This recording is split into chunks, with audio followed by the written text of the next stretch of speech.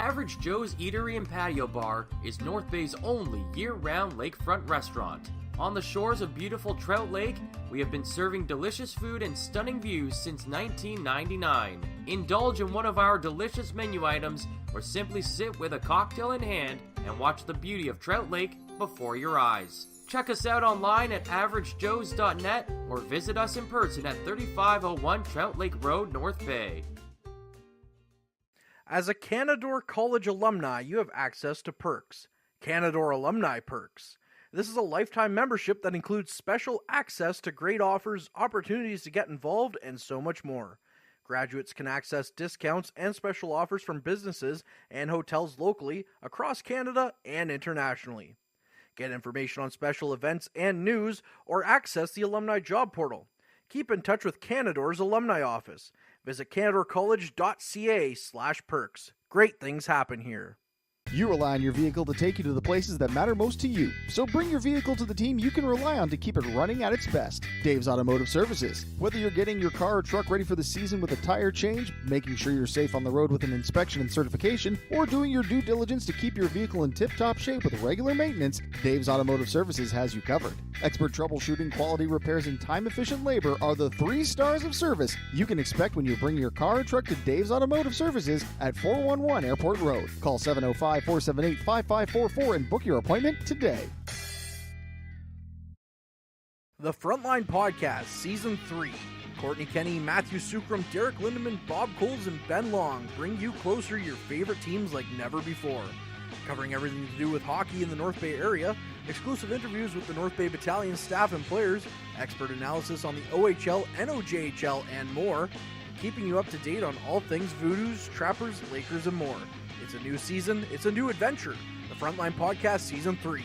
Available wherever you download your favorite podcasts. Tonight's broadcast is brought to you by Average Joe's Eatery. Average Joe's, where we want your experience here to be a happy one. 3501 Trout Lake Road. We welcome you inside Memorial Gardens here as the Kingston Frontnacs come into town to play the North Bay Battalion. Kingston coming off a 3 back-to-back game, including playing Peterborough on Friday, coming and beating Peterborough at home, going into Barrie and winning a thrilling 5-4 overtime victory last night, and now coming here in North Bay to face the Battalion, who are on a bit of a scuffle as they came off a kind of poor performance against Mississauga in a 4-2 loss on Thursday night. As we welcome you into the Frontline Average Joe's Game Day broadcast here, I'm Ben Sargent alongside Lyndon Hokamp, and Lyndon, it's great to have you back here on the Frontline broadcast for Battalion games. And coming into this game, what's going to be a big key to watch between these two teams? That key, like you said, the Kings Frontnacs playing 3 games in 3 days, having a tough game yesterday, losing some guys to injury, and the Battalion, like you said, playing a little hot and cold recently, trying to find a bit of their stride here. Yeah, and this is the 4th and final meeting between these two teams. North Bay 3-0 so far, as they won one of those wins in a shootout. But if you look at it, October 7th won 3-1 in Kingston. November 17th here in Memorial Gardens won 6-2, and then finally on December 2nd won 4-2. And interestingly enough, if you look at a couple of hot guys for the Battalion during that time, Josh Bloom and Kyle Jackson each have hat tricks against the Kingston Frontnacs. Both have 4 goals in 3 games. Yeah, those guys playing really well. Still missing one of those key guys on that line in Justin Ertl, but those 2 guys have been hot for the Battalion recently, a big factor in their offense, and we'll see if they can put it on again tonight. Well, as you said, of course, they're missing Justin Ertl, who suffered a wrist injury earlier on a couple of weeks ago, and this is the lineup's going to be a little bit different as we see Captain Liam Arnsby come back after missing time since January 5th against the Oshawa Generals, where he went down with an injury, and that's going to be a big bump for this Battalion team. Yeah, he's a key physical presence on this team. He's the captain, so a big boost for the Battalion to have him back in the lineup. Perfect, and that'll actually bring us, speaking of Liam Arnsby, into our Mike the Financial Advisor's Players to Watch. Players to Watch is brought to you by Mike the Financial Advisor. If you have financial questions, he has financial answers. On Facebook, Instagram, and TikTok at Mike the FA.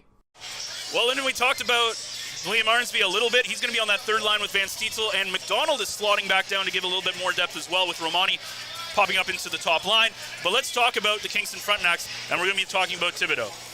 Yeah, Thibodeau is currently leading the Kingston Frontnacs in goals with 2 goals last night in the win over Barrie, and he's totaling 15 on the year, including that game winner last night. And Christopher Thibodeau, again, as you said, 2 goals in that last game. Kingston, a team that was pretty aggressive at the trade line, selling a little bit. Of course, the biggest news was Shane Wright, who was sent to the Windsor Spitfires, and coming back the other way, of course, was Ethan Medaya and Gavin McCarthy. And Medaya, who played very, very well for the Windsor Spitfires, as he is tied with Soto for the team lead with 35 points, had 31 points in 36 games with Windsor and was a +10. But so far with Kingston, he has 1 goal, only 3 points, 1 goal, 2 assists, and he's -5 in 11 games. Yeah, that's a little bit of a statistical anomaly there where he slots into the Frontnacs lineup at the top of their list. But we'll see what he can produce tonight and see if he can bring some more offense. Yeah, and he's on a line with Soto as well as former Battalion. Former Battalion Outwater as well. And an Owen Outwater, what a great start that he's had as well when you look at him for what he's done with Kingston with 30 points, 10 goals, and 20 assists. Yeah, unfortunately for the Battalion, you see a guy leave your team and you can see him be successful somewhere else, slotting in, getting more minutes, and seems to be working out for him. Well, the Battalion came 4 points behind Ottawa as Ottawa had 3 games in hand with them. Over the Friday, Saturday, Ottawa won both of those games, and now they are 4 points ahead, and they won earlier today against Sarnia. So coming into this game, with the Battalion still have 1 game in hand after today, are going to be down 6 points if they cannot come away with a victory. What's going to be a big key here in this game between Kingston coming off a pretty poor performance?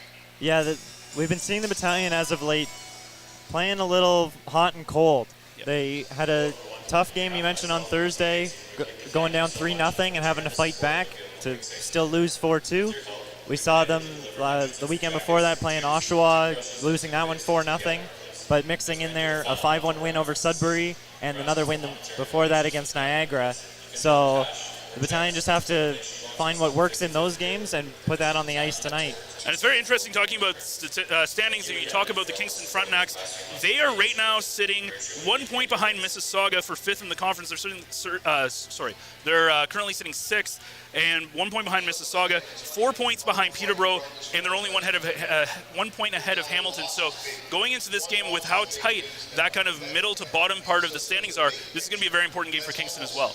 Yeah, it really is. We mentioned them selling a lot at the deadline, but to be able to squeak into that middle playoff spot will be big for this Frontnacs team, who are looking at a Memorial Cup run next year.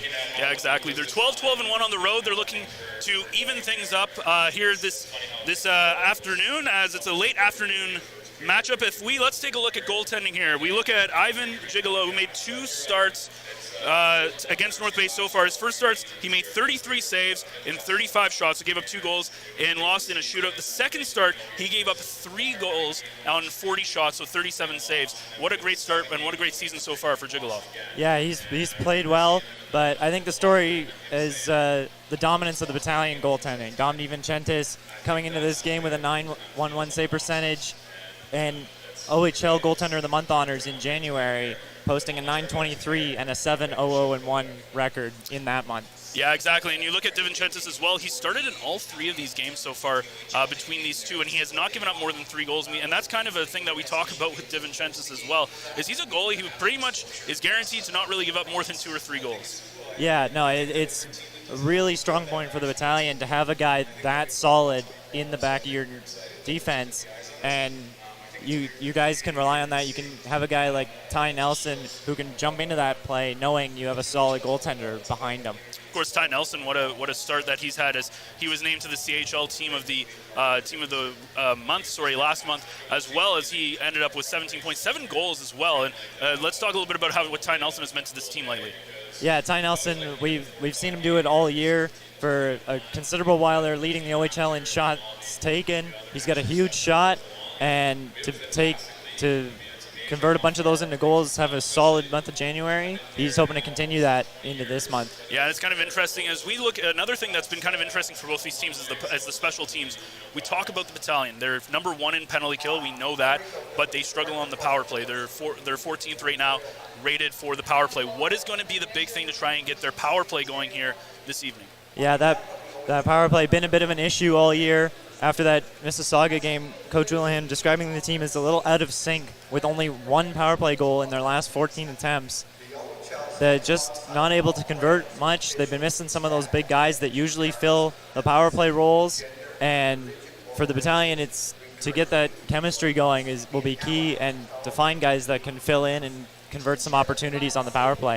Yeah, for sure. And of course, we talked about them missing a lot of people. They're missing guys like Justin Ertl, and they're missing Pasquale Zito, another guy who recently went down with injury. So when we look at the Kingston, it's kind of interesting looking at Kingston. They're 15th in the power play, but they're also ranked 14th in the penalty kill as well. So when you come into a team, Lyndon, when you have a weak power play, I think this is where you've got to start to try to get it going as well. Yeah, definitely an opportunity for the Battalion to face off against a bit of a weaker opponent and to take advantage of that and to use that to build some of that chemistry and build some of that, just get that confidence going against a bit of a weaker opponent. Kingston, 500 record, you mentioned those below average penalty kills, power plays. Ride that, use that to your advantage. Yeah, for sure. And we talked a little bit about that as well with the Battalion. If you look, they're looking a little bit different here. We talked about Arnsby coming down. Ethan Procession, a guy who started in he was on the third line in that last game. He looked very good in that third line along with Van Stietzel and Romani, as it was Brett Bouchard who actually was the center in that game. What's going to be the key for Procession as he drops back into that fourth line with Terrien and Bouchard, a couple of rookies on that bottom line? Yeah, unfortunately for Procession, we saw him have a really good start to the year, looking really strong. Winning gold to Team Canada in that under-17 tournament out in BC, but unfortunately just getting musical chairs a little bit here and getting bumped down, as the Battalion have a lot of depth on this team, and hopefully he can build something with that other rookie Terrien and try to get something going.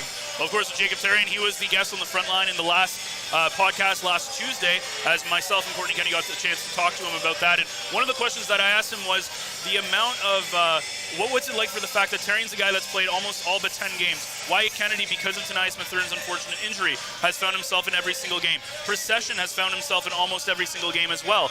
And the amount of confidence he instilled, one of the things that Coach Ryan Houlihan said, that Terrien said about Ryan Houlihan was that he has a lot of confidence and he instills a lot of that into his young guys. And look, Terrien's had a great couple of games, and he's nice and scrappy, and I think it's going to work really well he's very similar to Liam Arnsby. Yeah, he's like you said, a younger guy, unfortunately a little on the smaller side, but still playing with that edge, playing a little scrappy. And that's, like you say, if you play with that kind of confidence and you have a coach and a team around you that builds that confidence, that's valuable for a rookie player. Well, as you said again, and Terrien's a guy he's seen fights, he's been there, a couple of different changes as well. We talked McDonald on that third line, trying to stretch out the lines a little bit more, but interesting note, every time McDonald has not started on the first line, he finds himself back on that top line, as it's now going to be Bloom, Jackson, and Romani. And if you're Ryan Houlihan in here and you're trying to stretch your lines out a little bit, how key is this McDonald, Arnsby, and Van Stietzel line going to be? Yeah, these are three guys we've seen playing together before and having a lot of success together.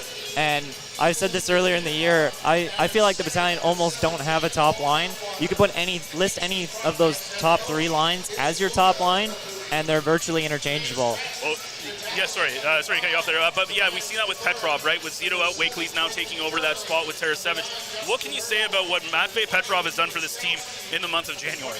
Yeah, Petrov leading the team in scoring, coming into this game with 70 points. We knew his offensive power. We saw it last year. And he struggled for a little bit there just before the Christmas break, but being able to convert that, we saw him getting good looks and converting those now in the month of January and showing his offensive skill.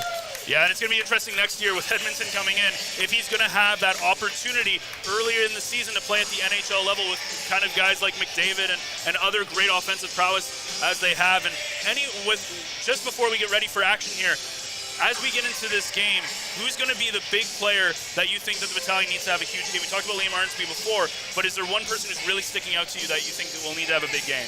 I really think Liam Arnsby can show something here. His first game back in a month, and the captain of this team, we know what he can do, and to jump right out of the gates and have a good game will be really huge for him tonight. For sure. Well, we're just about ready to get started here in Memorial Gardens, as we're very close to opening puck face-off, as again, Kingston comes into this game, as we said, 3 back-to-back-to-back games, and it's going to be interesting to see what they can bring to this hockey game, as they're going to be tired.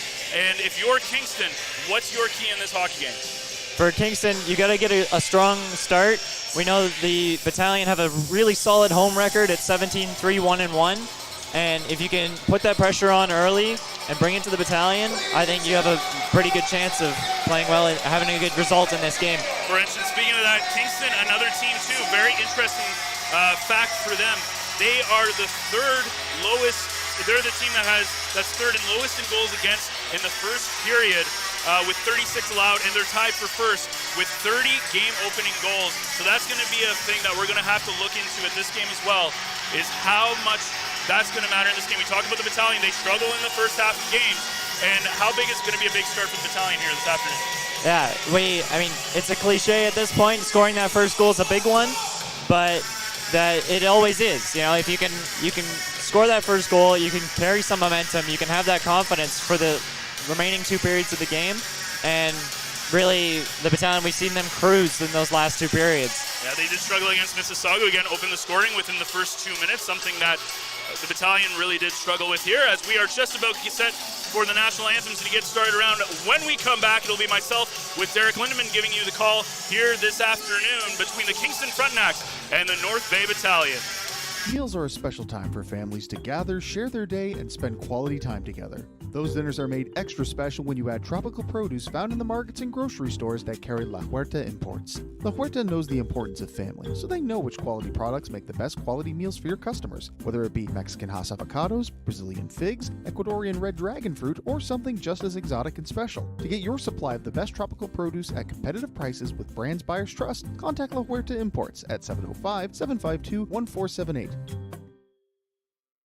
Community engagement is one of our core focuses at McDonald's. The key is finding the right people who are passionate about the same things we are, helping kids be kids. McDonald's proudly supports local organizations such as the North Bay Regional Health Center Foundation, Big Brothers Big Sisters, One Kids Place, the Children's Aid Society, and Ronald McDonald House Charities. Stop by McDonald's on 1500 Fisher Street, North Bay, to see how we can serve you and the community every day. Hey there, I'm Mike the Financial Advisor. When you strip it down to its core and you take away all the industry jargon, I help people solve financial concerns. So if you're concerned that you'll never save enough to retire comfortably, or that your kid is going to graduate post-secondary $40,000 in debt, or maybe even that life is going to take a really unfortunate sideways turn and somebody is going to have to open a GoFundMe page for you and your family, I can help you prevent all of those things from happening. If you want to see how, you can find me on Facebook, Instagram, and TikTok. Just do a search for Mike the Financial Advisor. You should find me.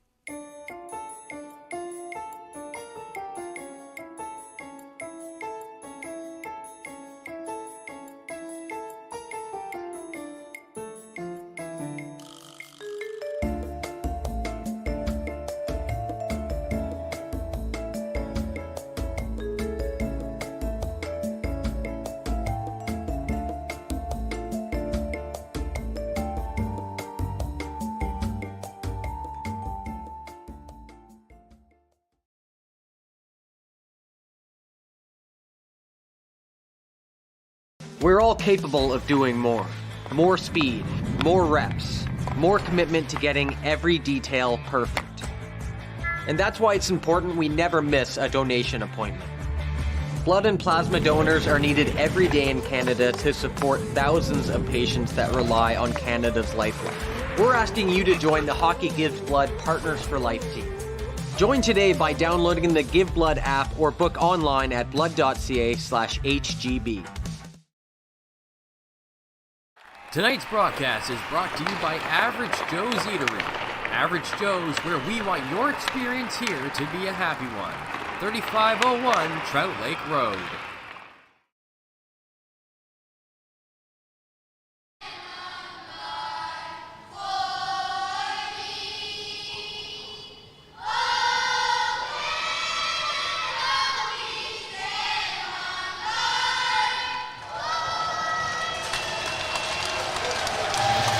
And and welcome inside North Bay Memorial Gardens as we're seconds away from an afternoon contest as the Kingston Frontnacs make the trip in town to take on the North Bay Battalion. Well, Ben, welcome to another afternoon as we get set for another Battalion game here on the front line. Yeah, it's going to be interesting. First time we've got to call a game together here. Usually we're the pre and intermission and stuff, so this is going to be a lot of fun. And we talked about in the pregame show, this is a game, this is a team we saw North Bay play a tough game against Mississauga on Thursday on a back-to-back after a win in Sudbury. Now we're going to see Kingston, a tired team. This is their third game in 3 days. It's going to be very interesting as Kingston's a team that comes out. They come out firing. They have 30 games this season where they scored the first goals. That's tied for first in the Ontario Hockey League. They have also the third lowest in goals against in the first period by only allowing 36 goals. And we know how much the actual Battalion struggle with scoring goals in the first half of this hockey game. And that was one of the comments that was made by one of our viewers earlier, is that the Battalion got to get off to a hot start. They can't afford the fall down early, and that's what we've seen. Seems like the same story written every game that we've been here is the Battalion find themselves trailing early often, and they did that Thursday night when they fell down. Only a minute 23 in that game against the Mississauga. It's okay. As we get underway now, Christopoulos and Winslow now controlling the opening draw as Van Steensel will chip it in as Arnsby making his return since January 5th out there on the ice for the Battalion alongside McDonald and Van Steensel. McDonald battling in the corner as it goes back to the point. Christopoulos sends it back down out front. Arnsby's shot blocked there by Soto, and the Frontnacs will get it out to the neutral zone, and Winslow all the way back into his own zone to recoup that puck. Up ahead of Van Steensel waiting for it, backhands it in, and he'll go for a change as Jiggleoff will come out and play it to Oons for the Frontnacs. Breaking through the neutral zone, bringing it across is Collins into the corner. Nelson getting there first, in behind his own goal, up to the half boards for Romani. His pass through the middle of the ice, can't find anyone, is picked up by Collins of the Frontnacs. That's Hemstrom down in behind the net for Thibodeau. Thibodeau with 2 goals last night for the Frontnacs in that win over Sudbury as Nelson up ahead for Bloom.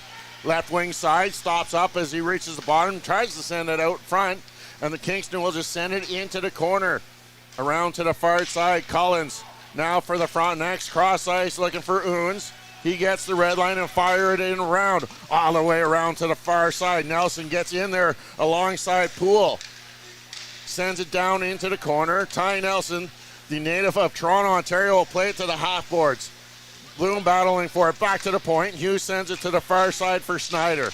Down in behind the goal of Devin Shantis, and that's going to be the first penalty as Nelson gets his stick up into the facial area of Nathan Poole. Well, we talk about as Nelson's going to take kind of a bad high sticking call, and we'll have to see if this is going to be a 2-minute or a 4-minute if there's any blood there. Looks like potentially 4 minutes is what is being signaled here. So we'll see. We'll get the official call right now, and they're saying 4 minutes, so it'll be a very long power play and a great chance to take a look at our power play numbers. You look at the Battalion, of course, great penalty kill, number 1 in the league. They've got 12 short-handed goals. But on the other side, Kingston, just like the Battalion on the power play, they struggle with 15th in the league at 20%. Face-off will come inside the Battalion zone to the left of DeVinchentis. Back to the point. Lemieux quickly putting it into the sideboards. Hamstrom down low for Collins. Back to Hamstrom on the far half boards. Looking for that lane down low.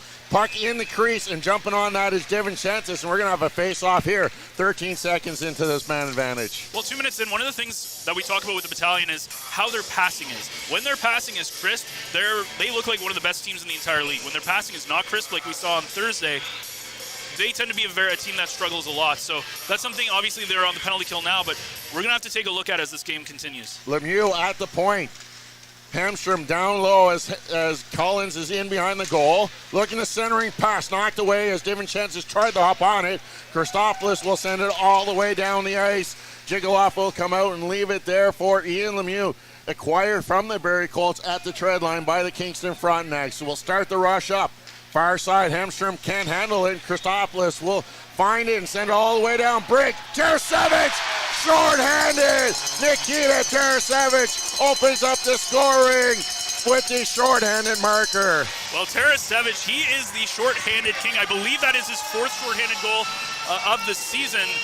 As what an absolute play from that. We talk about how lively these boards are, and this is a puck that hits off the board, and Jigalov can't play it. It goes right to Tarasevic with a beautiful shot. Another thing that we haven't seen from the Battalion are good shots. A lot of shots going into the body, going into the bottom half of the body, but that's one right to the glove side. A beautiful shot by Tarasevic, and with 3:18 still to go in Nelson's penalty, the Battalion strike first. 13th of the season for Tarasevic as he puts that past fellow countryman Jigalov, both from Belarus, Minsk, to be more specific, as the Frontnacs will control the puck as they send it down in behind. Divin Sanchez will come out, plays it to Hislop on the near corner. Hislop will send it down all the way onto the goal of Jigalov.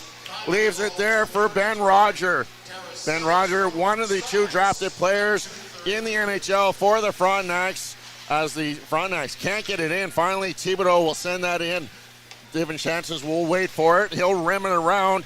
Up ahead, Bloom just can't handle that as that goes into the feet of the linesman Giesler and all the way in behind. Our 130 gone in this double minor to Nelson. Roger allowing the Frontnacs to set up in front of his own goal. Out of the reach of Soto. Icing waved off. His first one back there was Cullens, and now will just roll in, and Divin Sanchez will cover up with 2:19 remaining in the penalty to Ty Nelson off for high sticking. Well, Josh Bloom had a really, really good game against Kingston on the 17th, as he ended up getting a hat trick in that game. And he ended up getting another goal in between those 3 games, so 4 goals so far for Bloom. Minamar, shot kicked away by Divin Sanchez, back to the point for Lemieux. Minamar on the near boards, looking for that shooting lane off the boards, in beyond the net it goes. Winslow battling there. Christopoulos comes in to help out as it goes to the half boards, back to the point. Lemieux walking to the center of the ice. Hemstrom now at the top of the circle, shot blocked there by Winslow. Handled there, Minamar. Walking, looking for that lane. Hemstrom now. Back to Lemieux. Big shot wide of the net. Cullens battling for the rebound. Minama now. Shot off the end boards. Looking like a shooting lane there on this power play. Nothing hitting the net though. Cleared away. Christopoulos can't get it past to the point. Lemieux gloves it down. Minama down to the side of net. It's off the end boards and in behind the net. Battle ensues. Winslow's looking to get that. It rolls into the corner. Lemieux goes in front. Soto near side for Minama. Hamstring back to Lemieux. Looks to take that shot. Finally into the legs of Van Steensel. Hamstring now at the far circle. Near side Minama playing catch with Lemieux. Hamstring now. Still a minute left on the power play. Lemieux walking the line. Minama trying to find that shooting lane. Arnsby blocked there, doesn't get through to Divin Sanchez, and it rolls into the near corner. Arnsby trying to work it free. Finally, Van Steensel. He can't get it cleared as it's kept in by Lemieux. Finally, it's Arnsby. Puck in his feed. Winslow now will send it off the far boards and down the ice.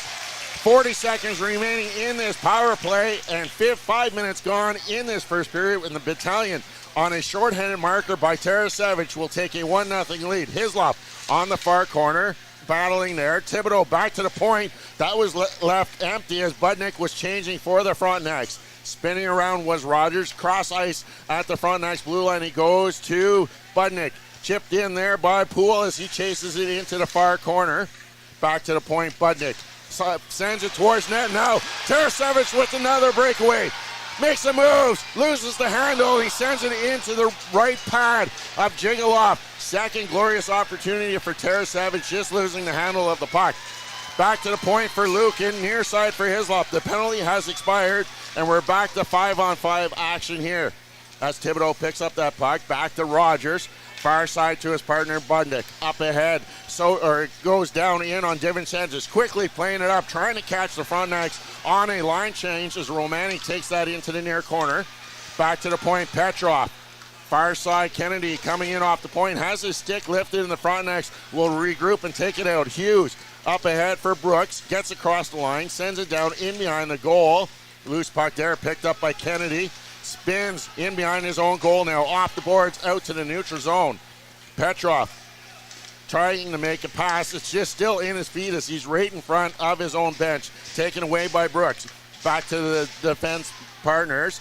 Oons now with it will send it up off the glass. Glove down by Nelson at his own blue line. Jackson left it there, and it's picked off by Henstrom. Chipped out to the neutral zone by Nelson. Up ahead, Terrian. Terrian's got some room on that right side. Runs into the bigger body of Nolan Ling. And Terrian going to the ice. Picked up by Thibodeau. Left for Lemieux, over to Ling. Up ahead, Hamstrom collides there with Christopoulos. Thibodeau out front. Good job by Terrian on that back check as Collins was left all alone in front of the net. Precision back towards his own goal. Into the half boards. Thibodeau back to the point for Lemieux into his feet. He just sends it in around to the far side. Into the corner it goes. Christopoulos will reverse that behind his own net. Winslow picks it up. Up ahead. Terrian will chip that. And that will go up into the stands here. 12:40 remaining in this first period, and the Battalion lead 1-0. Well, this is a dream start for Ryan Olan right now, as you talked about how poorly they played against Mississauga. And what a start here! They have a really, really solid penalty kill. They don't give Kingston anything. They get Tarasevic gets one breakaway that scores, another one that he couldn't get the puck off the ice. So two great scoring opportunities. This is the start that the Battalion have needed, and Terrian with a great shift there with a couple of opportunities. Battalion getting the chances, win the draw. Romani gets it out to the neutral zone. Bloom looking to send it back to Romani on the far side, right in front of the Kingston bench. It rolls down into the far corner. First one there is Jackson. He pushes it to the near side. Romani will go in there and battle with Butnick.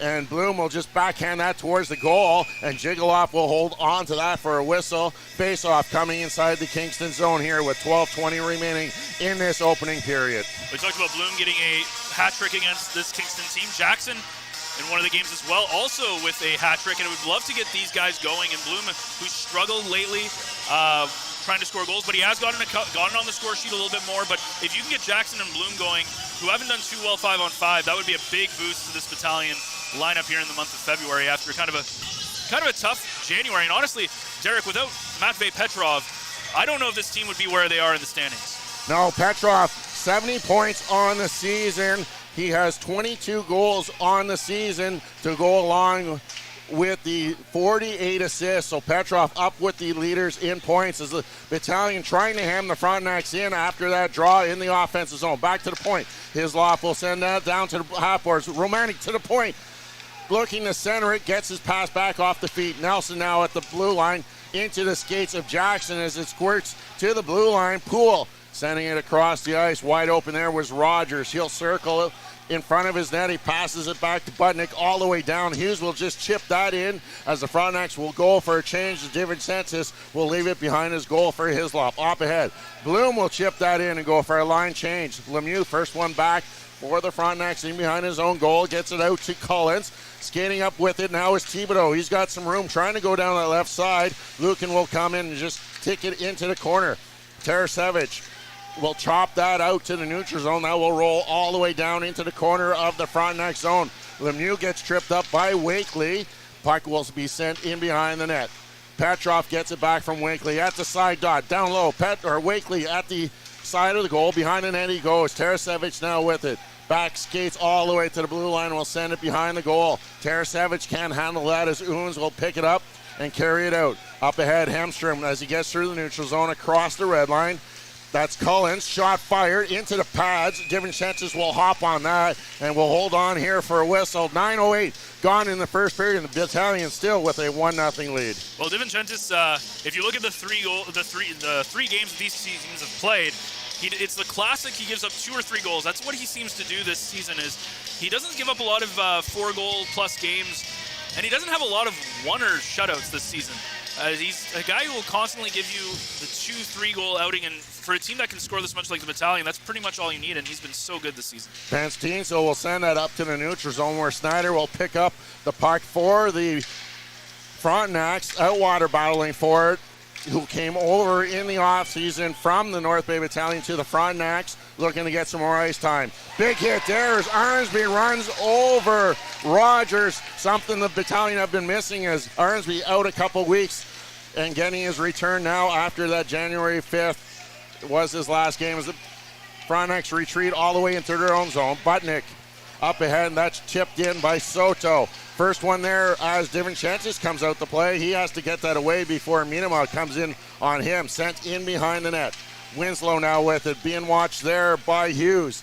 Christopoulos with some open ice, takes it in behind his net, carries it out. Van Steensel chipping it down into the Frontnacs zone where it's handled by Ling, going against Procession as it's taken away by the Frontnacs. Chip down into the behind the goal of the Battalion. Nelson to the far side, can't handle it there, was Bouchard. Sent down in behind the goal now. Poole. Hughes tries to tuck one in, it goes through the paint, comes out the other side, and Poole will hop on that rebound. Battling there in the corner, he takes the hit from Procession. Bringing it out, there is Brooks. Brings it up to the half board, sends it in behind the net. Poole working it there with Hughes. Back to the point, shot. Ling doesn't get through as Nelson will block down, and it's picked up by Bouchard in the neutral zone. Terrian will get across. He's got some room on that left wing side. He'll draw a penalty as he takes a hack there from Thomas Budnick, and it's going to be the Battalion going to the power play when we return after this message here as the Battalion lead 1-0. This period is brought to you by Canada Alumni Perks. Get information on special events and news or access the alumni job portal. Visit canadacollege.ca/perks for more information.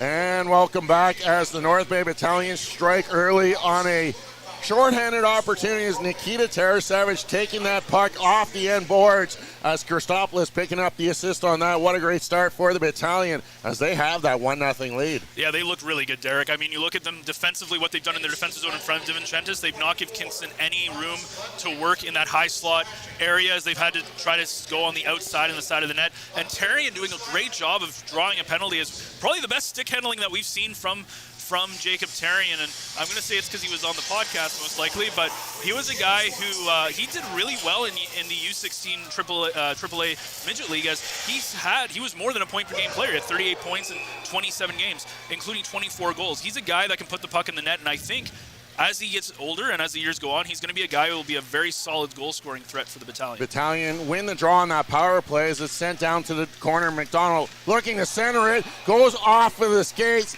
and being alertly, there was Jiggaloff who holds on to it 8 seconds into this power play. And we're going to see, again, we talked about the Battalion power play being very streaky. They're 1 for their last 14 attempts, and they struggle, which is weird because they have such a good offensive team. And I think what this team does really well is when they get Nelson involved and they can really take advantage of the weak side on the power play. Nelson controlling it off the draw. Petrov on the far side at the half boards. Back to Nelson. Walks the line.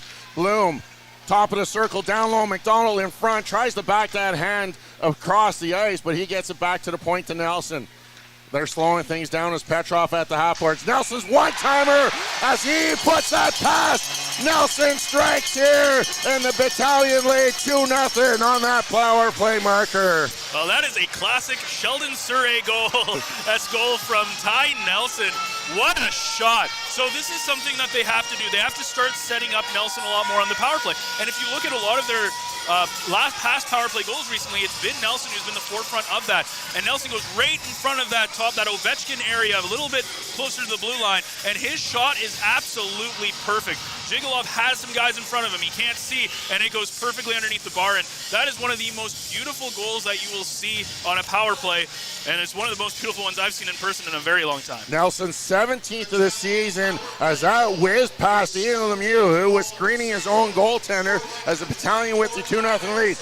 Tarasevich with a shot off the end board, bouncing puck in the crease, picked up there by Schneider. Hit there as he loses the puck, but Owens comes in to help out. Soto gets it through the middle of the ice to Miedema. It will roll down into the far corner of the Battalion territory. Lucan will pin his man against the boards, bringing it out. Wakely flipping it out and just comes outside the line as the Frontnacs will regroup just inside their own line. Owens sends it off the linesman Giesler. Wakely will have to wait for it as it was Petrov offside, and now a battle ensues right on the blue line. Wakely gets it across for Tarasevich. He's going to take some open ice and send it down in behind. The Battalion will start a line change here as the Frontnacs will take over in their own zone. Soto absorbs that hit from Tarasevich, cuts in front of his own net, got some open ice, gets it up to Poole. Down the right wing side, he'll flip it in. Him and Winslow will collide in the end boards. Winslow gets there first and will skate away with it, but it's knocked away. Picking up in the neutral zone with Jackson, but sent back around was the Frontnacs. Christopoulos will take care of Battaglia as the Battalion regroup inside their own zone. Winslow up to Bloom at the red line. Bloom will drop it back for Christopoulos. Skates through the neutral. Nifty little move there. Still got it down the left wing side. Back to Bloom. His shot just wide of the net. Rebound will be held in by Winslow right at the Frontnacs bench. He sends it down into the corner, and it's tipped by Bloom as it goes all the way down into the Battalion territory. Frontnacs will make a change there as Christopoulos will set up in behind his own goal. Brings it out the far side, looking for that stretch pass up ahead. McDonald will chip it in. And chasing after is Lemieux. Arnsby just misses him with the hit there as Thibodeau picks it up. Trying to go around Hislop, just rolls in, and Nelson has it in behind his net. Just gets away from a hit there, and it's McDonald off the end boards. Hislop on the near side, still in the Battalion territory. He spins in the near corner. Backhands it off the boards to Van Steensel. Battalion trying to get out of their zone finally. Arnsby up ahead to McDonald. Arnsby now with some space into the slot. McDonald's shot off of a few sticks. Now will go over the net and over the glass here. 6:19 to play here in the opening period, and the Battalion now lead 2-0. I don't know if it's because Liam Arnsby's back in the lineup or what, but this has been the best period of hockey I think the Battalion have played in the last month and a bit, Derek, because right now they are playing absolutely fantastic offense and defense, and they've struggled against some of these teams and some of these middling teams with Hamilton and Mississauga, and finally. McDonald's shot gets blocked into the corner. Rogers off the skates, and the Battalion will pick it up inside the Frontenac zone as Ling gets tripped up, and McDonald will go to the penalty box for tripping up Ling, and it's going to be the second power play opportunity for the Kingston Frontenacs, and the first one was an extended 4-minute power play. Yeah, tough play from McDonald there. That not him trying to trip. The player tried to get the stick, and as we saw it from our angle, it didn't look that bad, but obviously the referee looking from it from behind looked a lot worse, and McDonald's going to go off. And last time they were on the power play, Tarasevic getting yet another shorthanded goal, and we'll see if they can continue that really strong power play here with about 6 minutes to go in the first period. Yeah, that was the 13th shorthanded goal for the North Bay Battalion. That's tops in the OHL as the Frontenacs win that draw, but it goes between the two defenders, and Roger will have to retreat all the way behind his own goal. Up ahead, Hughes fire it around Dominic chances with a bad footwork as it's picked up by Thibodeau in the near corner. To the far side, Wakely was there. He fans on that clearing pass. Down low, Thibodeau now walks out front. Blocker saved by DiVincentis. Christopoulos will hop on that rebound and send it all the way down 200 feet as Jiggleoff will come out and set things up. Ben Roger will set things up as he starts to break out, the draft pick of the Ottawa Senators, starting things up. Trying to make a move as Arnsby causing trouble there for Hamstrom as it's left for Lemieux. Hamstrom as the Frontenacs making a change here with 60 seconds gone in this power play. Lucan picks it up behind his own net, off the glass, helped out there by Bloom as he slaps at it. Minema will pick up at the red line. Lemieux right at that red line, backhand pass. Minema. Frontenacs not skating as they're having trouble getting in the zone. DiVincentis puts it behind the net. Christopoulos can't get there. Soto will pick it up. Henstrom at the side half boards. He gets leveled there by Van Steensel, and the Battalion will clear the zone. Near side, Minema will bring it back in. Stopped up there in the front. Soto shot.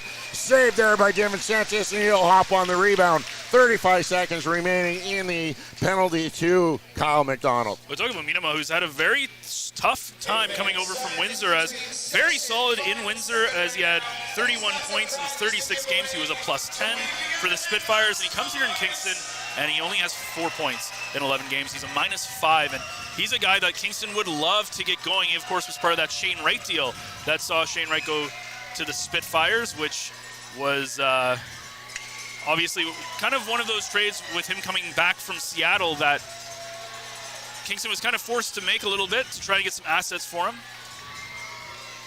Face-off coming to the left of DiVincentis, one right back on him. And Kennedy will hop that and slap it around the far side. It will roll down inside the Kingston Frontenacs territory where Lemieux will take it in behind his own net. 20 seconds remaining in this power play. Lemieux up ahead for Hamstrom. He gets the red line and will send it in behind the net. DiVincentis will come out. He'll clear it off the glass as Tarasevic will do the rest of the work to get it out to the neutral zone. Lemieux being watched there by Jackson. Cullens now. 5 seconds remaining before McDonald gets back on the ice. He will rejoin the troops now as we're back to 5-on-5 action. 4 minutes remaining in this opening period. Up ahead for Brooks. He'll send it in behind the goal. Kennedy there first. Stops up, taken away by Poole. Kennedy battling for it. Now Hislop will come and help out. Up to Petrov on the sideboards. Battalion will just send that to the far side. Kennedy with a little room in front of him gets it up to Romani. Cross the ice for Petrov. Top of the circle, shot just wide of the net as he went for that far side low blocker as the Frontnacs hop on that puck. Bring it up into the skates of Nelson. Poole sends it towards net. Kicked aside there by DeVinchentis. Oons trying to centering it pass. Sends it in behind the net for Poole. For Battaglia. Back behind the net. That's Poole now with it. He's being watched there by both Jackson and Winslow. Winslow takes him to the ground. Jackson now with some space. Petrov on the half boards. He'll skate it out himself. Frontnacs give him a little bit of room. Up ahead, Jackson. Far side it goes to Romani. He'll chip it in for Jackson. Centering pass, Petrov. Winslow shot just off the blocker in the side of the net and goes into the far corner. Petrov back to Winslow. Petrov shot. He misses short side. Nelson will keep it in. Back to Winslow. Battalion applying some pressure. Petrov with that bad angle shot goes off the side of the net, and the Frontnacs will just get it out of the zone as Outwater will pick that up, bringing it down the right wing side. Shot there. Nelson with a good stick to knock that into the corner. Procession tries to get it out. The turnover there as it's kept in. Soto centering pass. Taken away by Winslow. He'll use the boards to get it out. Terrian will send it to Bouchard. Back in their own zone. Nelson way up ahead, and that's chipped in by Procession.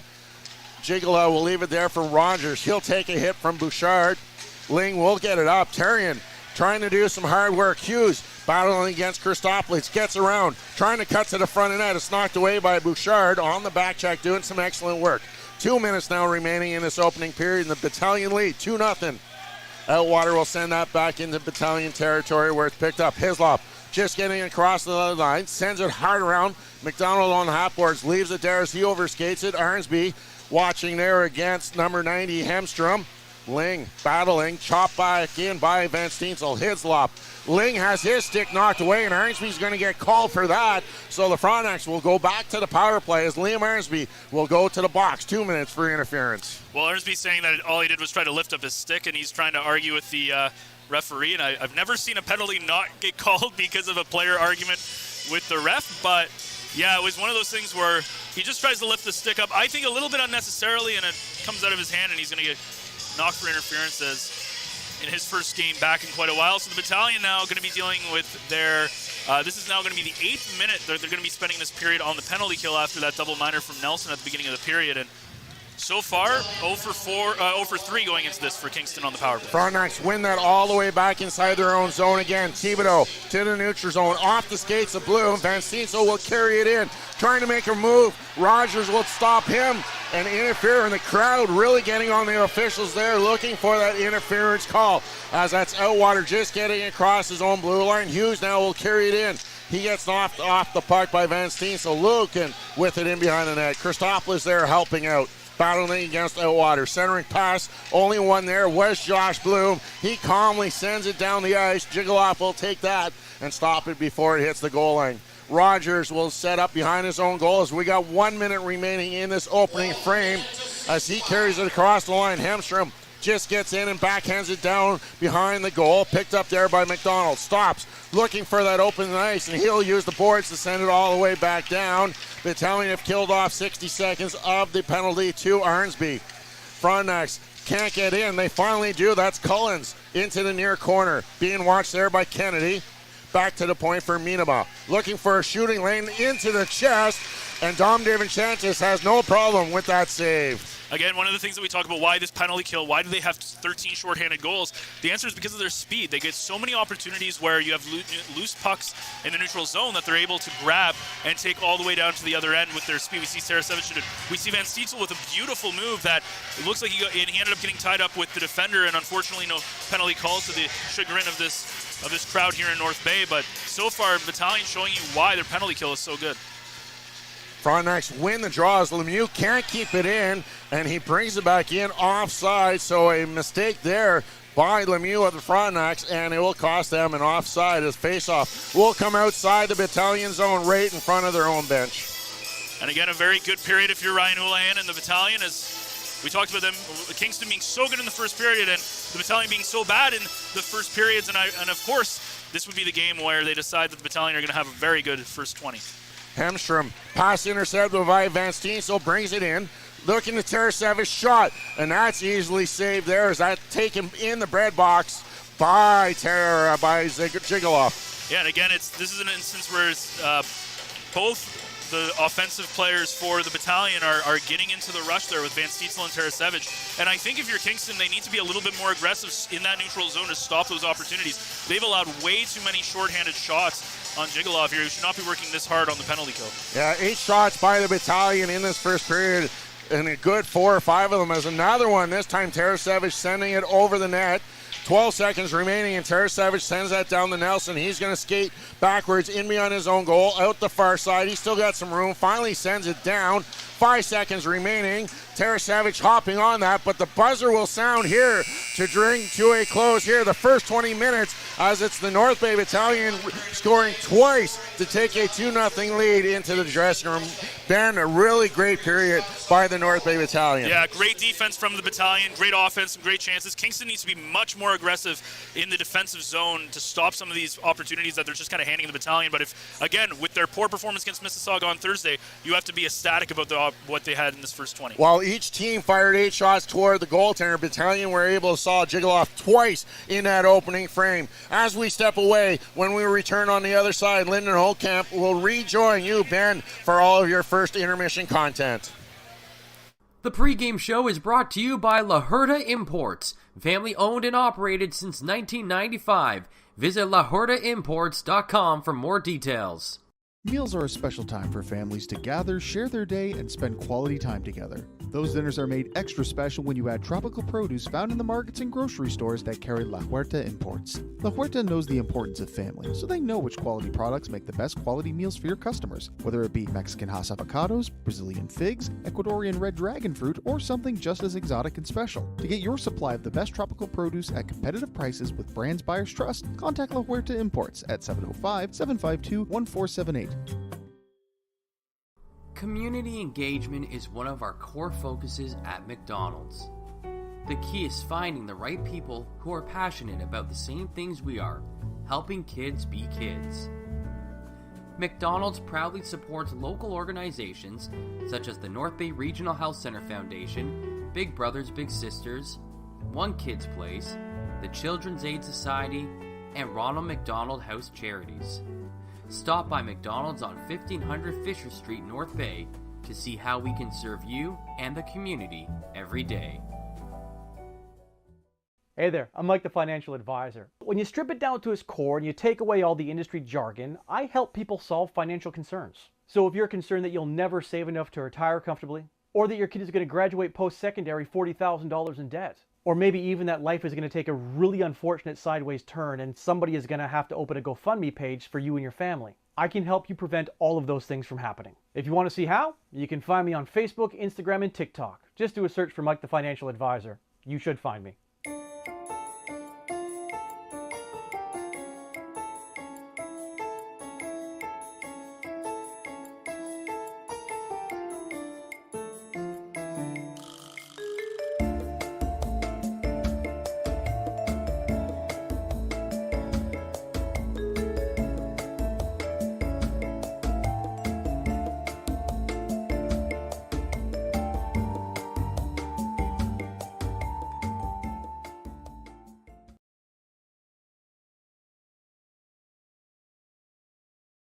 We're all capable of doing more.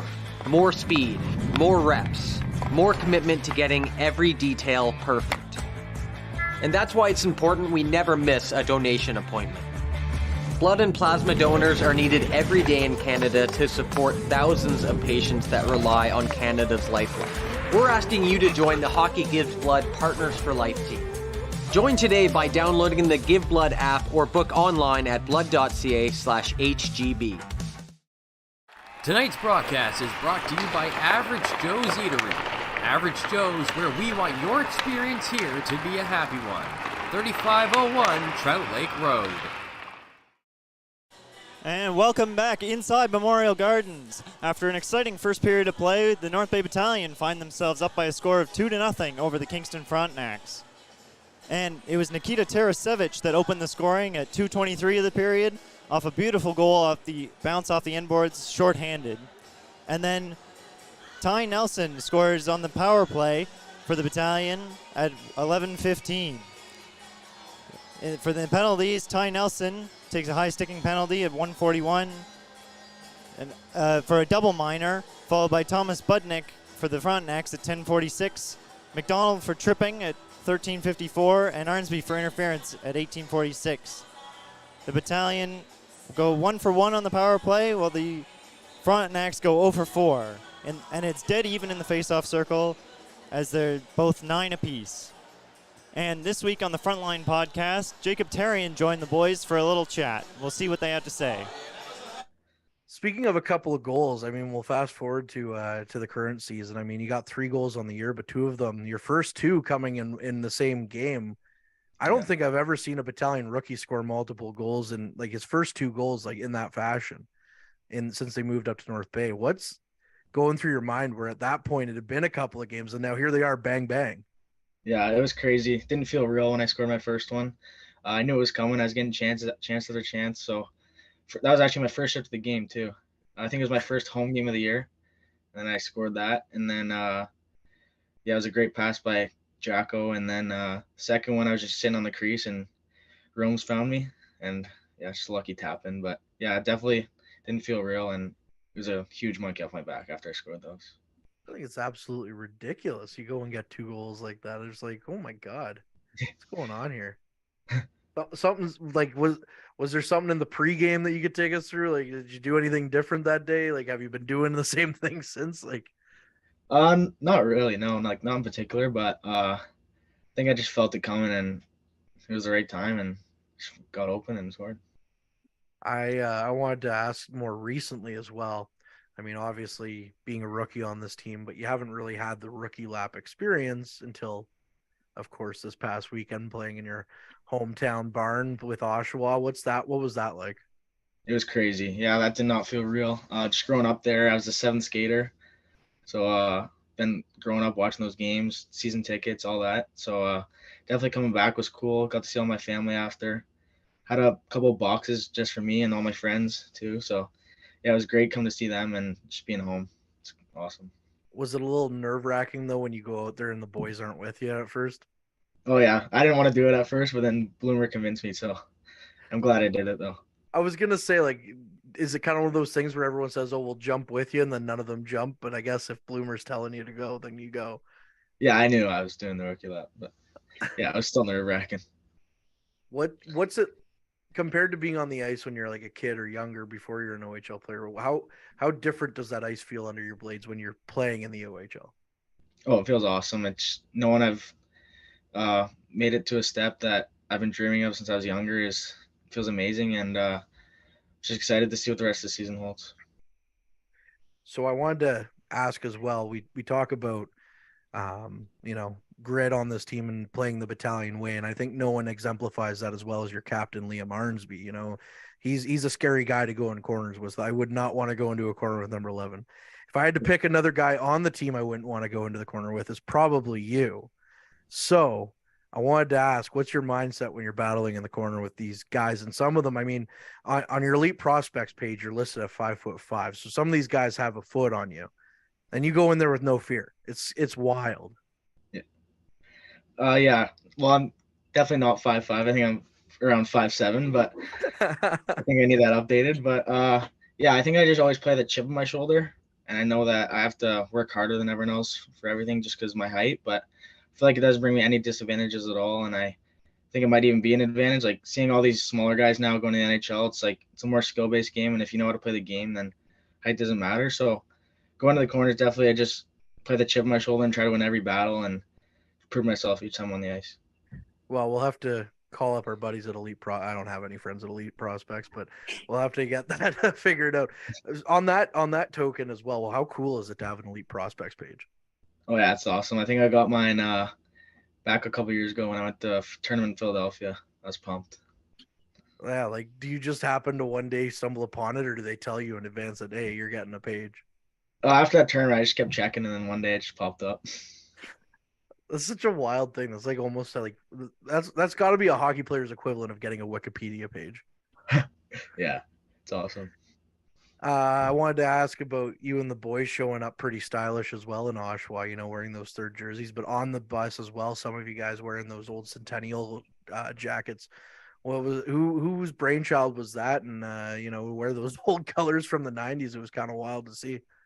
Yeah, I wasn't sure about the stuff on the bus. I didn't get to see that part, but yeah, I love the jerseys though. Yeah, it was awesome wearing those in my hometown too. Everyone got to see them. When they unveil the jerseys, I know we've heard from a couple of guys that you guys didn't get to see them till after warm up type of thing. What was your first impression of the jerseys, and do you like the blacks more or the whites more? Yeah, I was honestly caught off guard. I didn't think they'd look that good, but my personal favorite is the blacks. I think they're like slick with the yellow socks and the black helmets. So yeah, I definitely like the blacks better. Now, here's another hot topic question about the jerseys that I've asked pretty much everybody since they've been unveiled. Front crest or shoulder crest? Which one do you prefer? Definitely shoulder crest. I love the logo on the shoulder. Yeah, it's so good, right? It's sweet. Yeah. And welcome back inside Memorial Gardens in our first intermission. I'm Lyndon Hokamp. I'm joined by Ben Sargent.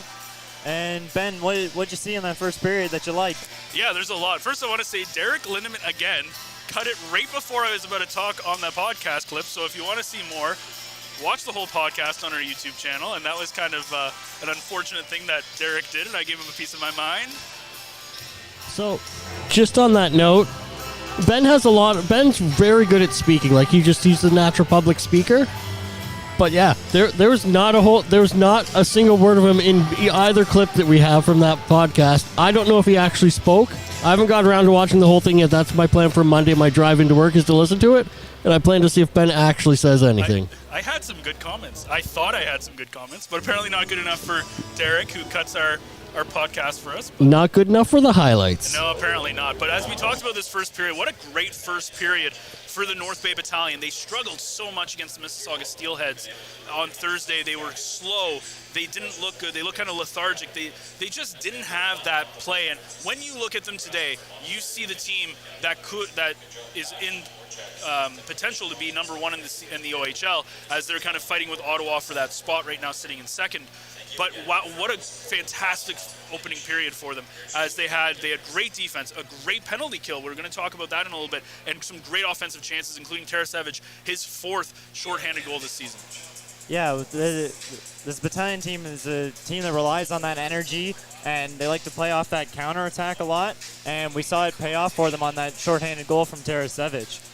Yeah, and if you look at their power play, so we talked about the power play being very struggling for the Battalion, and finally it's Ty Nelson who breaks that up with a beautiful, absolutely gorgeous power play goal. We talked about the power play, and this is what's important about the North Bay power play. They need to start feeding Nelson more. If you kind of look at it, the Ovechkin kind of circle power play scoring opportunity, if you don't know what I'm talking about, literally watch any Ovechkin goal, it seems. It's that top slot, it's that top by the circle on the left-hand side, and Nelson, that's where he does his work as well. If you look, it's Battalion needs to get the puck on the right-hand side, on the far side, which will open up Nelson, which will allow those passes to come in. And we saw his shot, his ability to create scoring opportunities. If they can keep doing that, that's when they have success on the power play. Yeah, that Nelson shot. My seat just in front of the press box here was almost right behind Nelson. I saw it come off his stick and just laser past the Frontnacs goalie. So we know he has it in him, but like you said, if the Battalion can feed that more, we might see a lot more success from them on the power play. Yeah, and the other thing, too, when you look at the penalty kill on the other side of that, we see Nelson take a 4-minute high-sticking double minor early on in the period, and the Battalion not just kill that penalty off, but Nikita Tarasevic with 2 opportunities during that time. The first breakaway he gets, he scores, and the second one, he just can't lift it over the pads. But we see that speed, and what the Battalion do so well is when that puck is kind of loose in the neutral zone, they have a forward that's willing to pinch up and take that opportunity. opportunity. Whenever you have a defenseman who's facing their back to their own zone and you have a forward going the other way, that forward will always have the speed to get past there. And Tarasevic does a beautiful job, and a very early 2-0 lead for the Battalion. Yeah, big lead. You mentioned them, the Battalion struggling in that early in that game against Mississauga. So being able to flip that script for them and really be up on the Frontnacs here to cruise into the last two periods. We did see one thing from the Frontnacs, and that was they're putting on the pressure. They got some help from that 4-minute power play and the other 2 power plays they had, but they really put on that pressure on the Battalion and forced the Battalion to play out of their own end. Yeah, and that's true. You look at those they had 8 minutes worth of penalties in that opening period, and what the Battalion did really well, I thought, was keep as you said, they put a lot of pressure. They had a lot of stick handling. But the problem with the Frontnacs was all of their pressure was but at the side of the net, behind the net, and on the outside. They weren't in those. If you kind of think of the high slot as a red box, they weren't in that kind of high-scoring opportunity areas. They weren't getting a lot. They were trying to shoot from the point a lot, but it was getting blocked. It was getting mixed. And the Battalion doing a good job of keeping them outside of that, kind of boxing them out of that area. And that's what they did so well on their penalty kill. And they also, the Frontnacs had issues getting into that offensive zone as well. And I think it was one of those games where the Battalion just really shut them down. And there were a couple of times the Frontnacs could have gotten one by DiVincentis, but DiVincentis again with 8 saves, and he looked absolutely fantastic as well. Yeah, that Battalion penalty kill right out of a textbook, keeping them out of the zone, keeping them out of the high slot.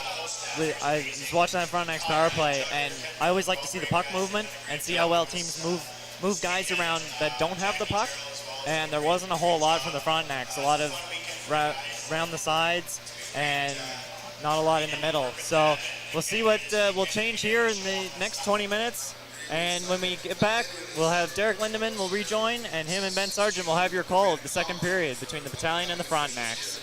Average Joe's Eatery and Patio Bar is North Bay's only year-round lakefront restaurant. On the shores of beautiful Trout Lake, we have been serving delicious food and stunning views since 1999. Indulge in one of our delicious menu items, or simply sit with a cocktail in hand and watch the beauty of Trout Lake before your eyes. Check us out online at averagejoes.net or visit us in person at 3501 Trout Lake Road, North Bay. As a Canadore College alumni, you have access to perks. Canadore Alumni Perks. This is a lifetime membership that includes special access to great offers, opportunities to get involved, and so much more. Graduates can access discounts and special offers from businesses and hotels locally, across Canada, and internationally. Get information on special events and news, or access the alumni job portal. Keep in touch with Canadore's alumni office. Visit canadorecollege.ca/perks. Great things happen here.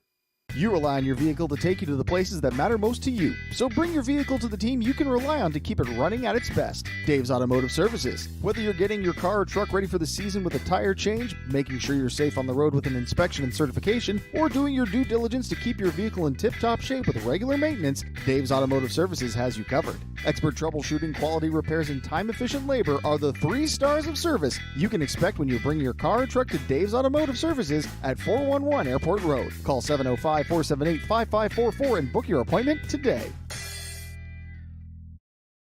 The Frontline Podcast, Season 3. Courtney Kenny, Matthew Sukram, Derek Lindemann, Bob Coles, and Ben Long bring you closer to your favorite teams like never before. Covering everything to do with hockey in the North Bay area, exclusive interviews with the North Bay Battalion staff and players, expert analysis on the OHL, NOJHL, and more, keeping you up to date on all things Voodoos, Trappers, Lakers, and more. It's a new season, it's a new adventure. The Frontline Podcast Season 3. Available wherever you download your favorite podcast. We welcome you back inside Memorial Gardens. It's 2-0 North Bay over the Kingston Frontnacs. Still 16 seconds to go in the Liam Arnsby penalty for interference. And myself, Ben Surgeon, alongside with the man who likes to cut me out of the podcast, Mr. Derek Lindemann. Hey, you want to let me cut the podcast? That's what happened, unfortunately. As the Frontnacs will start on the man advantage. Only 5 seconds remaining in the penalty. Arnsby as McDonald rims it all the way and will clear the zone.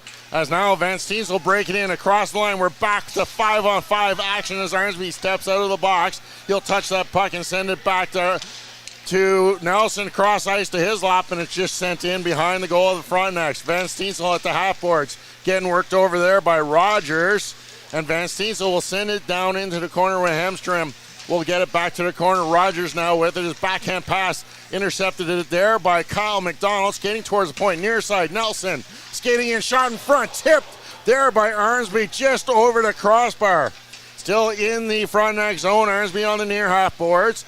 Centering past McDonald. That shot goes wide in that. Back to the point. Hislop sends it down in behind. Van Steensel. Christopoulos can't handle that and will come out into the neutral zone where Christopoulos will gather it up. Jackson. That's Bloom getting it across the blue line. Loses it. Jackson will pick that up as he's following up behind him. That will go off a couple sticks, and Hemstrom off the boards, intercepted there, given away. Bloom centering pass just over the stick of Jackson, and the Frontnacs will get away with it as Soto will send that in behind the net. Devin Chances will backhand that around the corner out to the neutral zone where Outwater and Romani collide, and it will be gathered up by Lemieux inside his own zone. Up ahead now, Minema skating towards his own zone across the red line. Will start up ice into the Battalion zone. It goes. Jackson behind the puck. He has his stick hooked there. No call coming up to Minema as the Battalion will take over. Jackson leaves it for Christopoulos. Sends it to his partner. It hits the back of the net, so not a straight good pass as Soto was down there battling with Winslow. Centering pass taken away by Christopoulos. Picked up there by Minema. Down low, Outwater falling to the ground with Soto. He can't get a shot off, and the Battalion will finally get away. That's Bloom.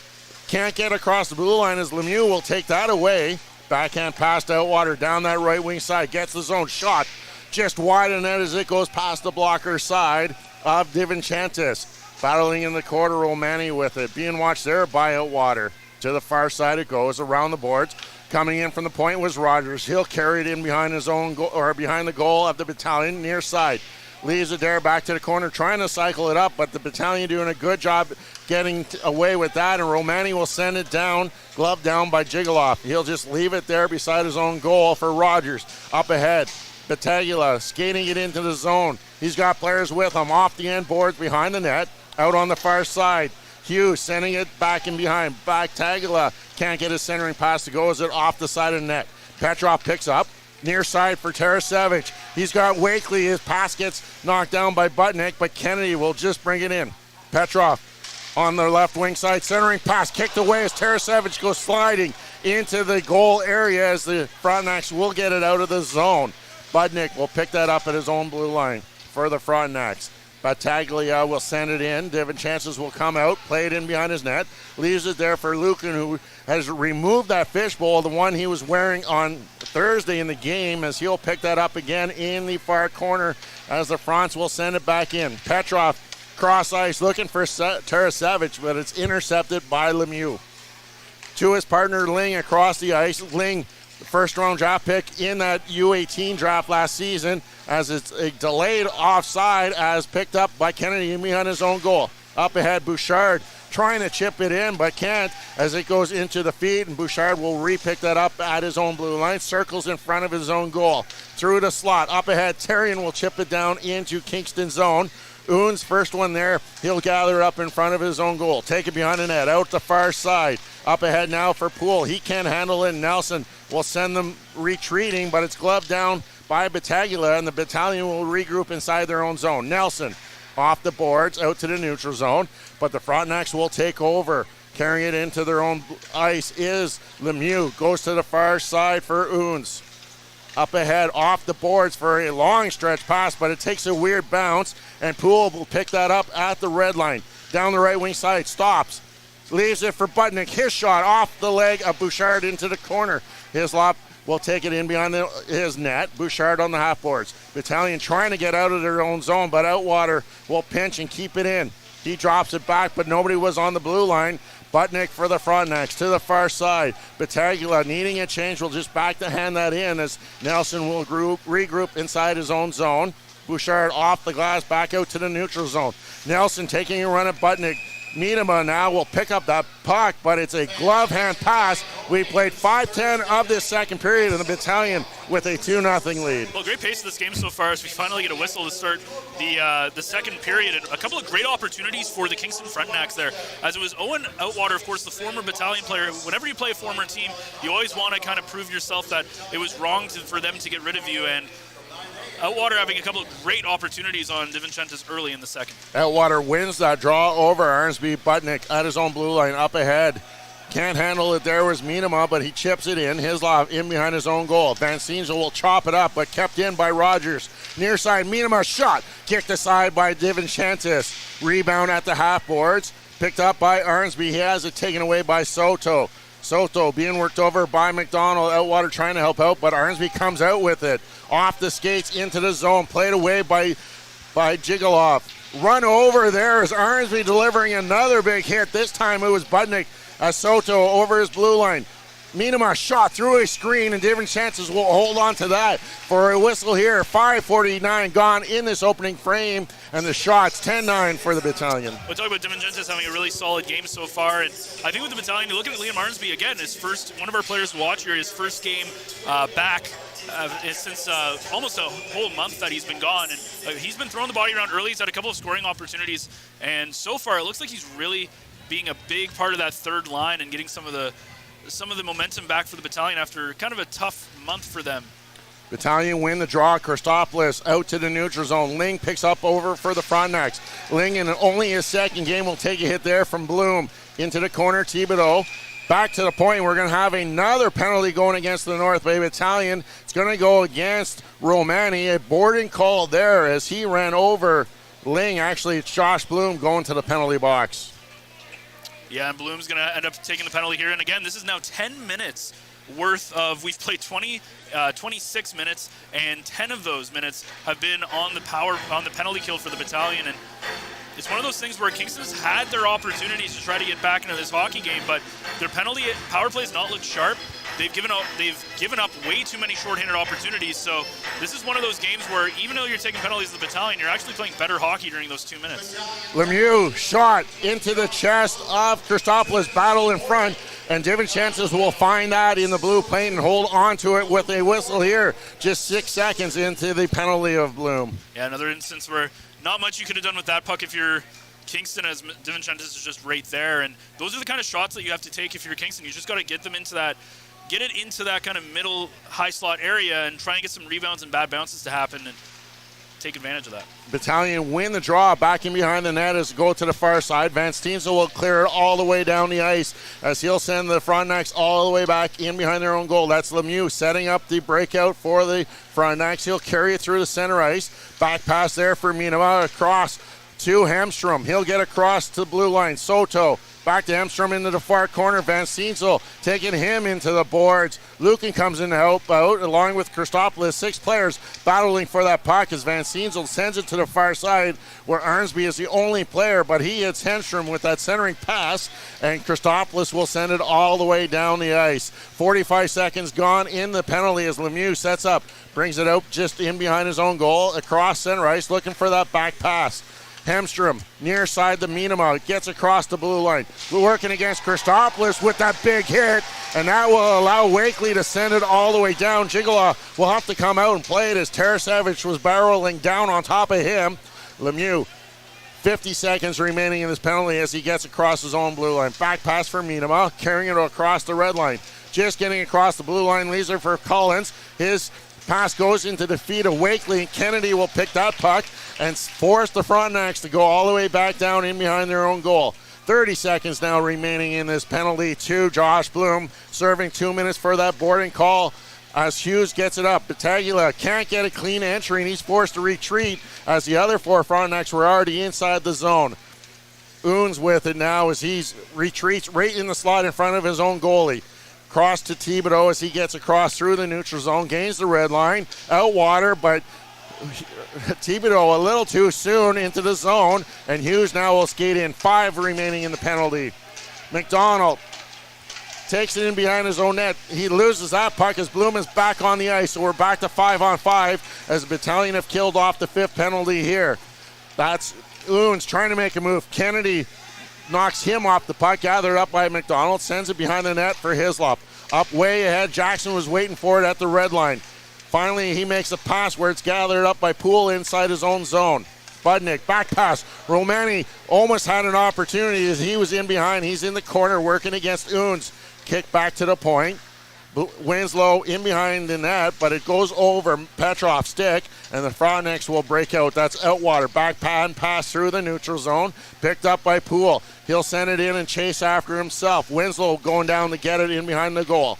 Up to the half boards, back pass, picked off there. Battaglia shot off the crossbar and out, and Romani will carry it out. Petrov in all alone. He's being watched by Rogers. Back pass, and a big save there as Jackson sends that over the net as he was in all alone. Thibodeau now going down, and David Chances will hang on to that and put a stoppage to a quick back and forth as the teams traded chances there. I'm not too sure how that puck stayed out past DiVincentis, as that almost looked like it was in the top of the net, but the referee right there to make the call as it hits off. And it was a bad giveaway by Jackson right in the high slot and almost makes this a 2-1 hockey game. And then on the other way, it's Petrov who makes a really smart play to the trailing Jackson, who just misses the net.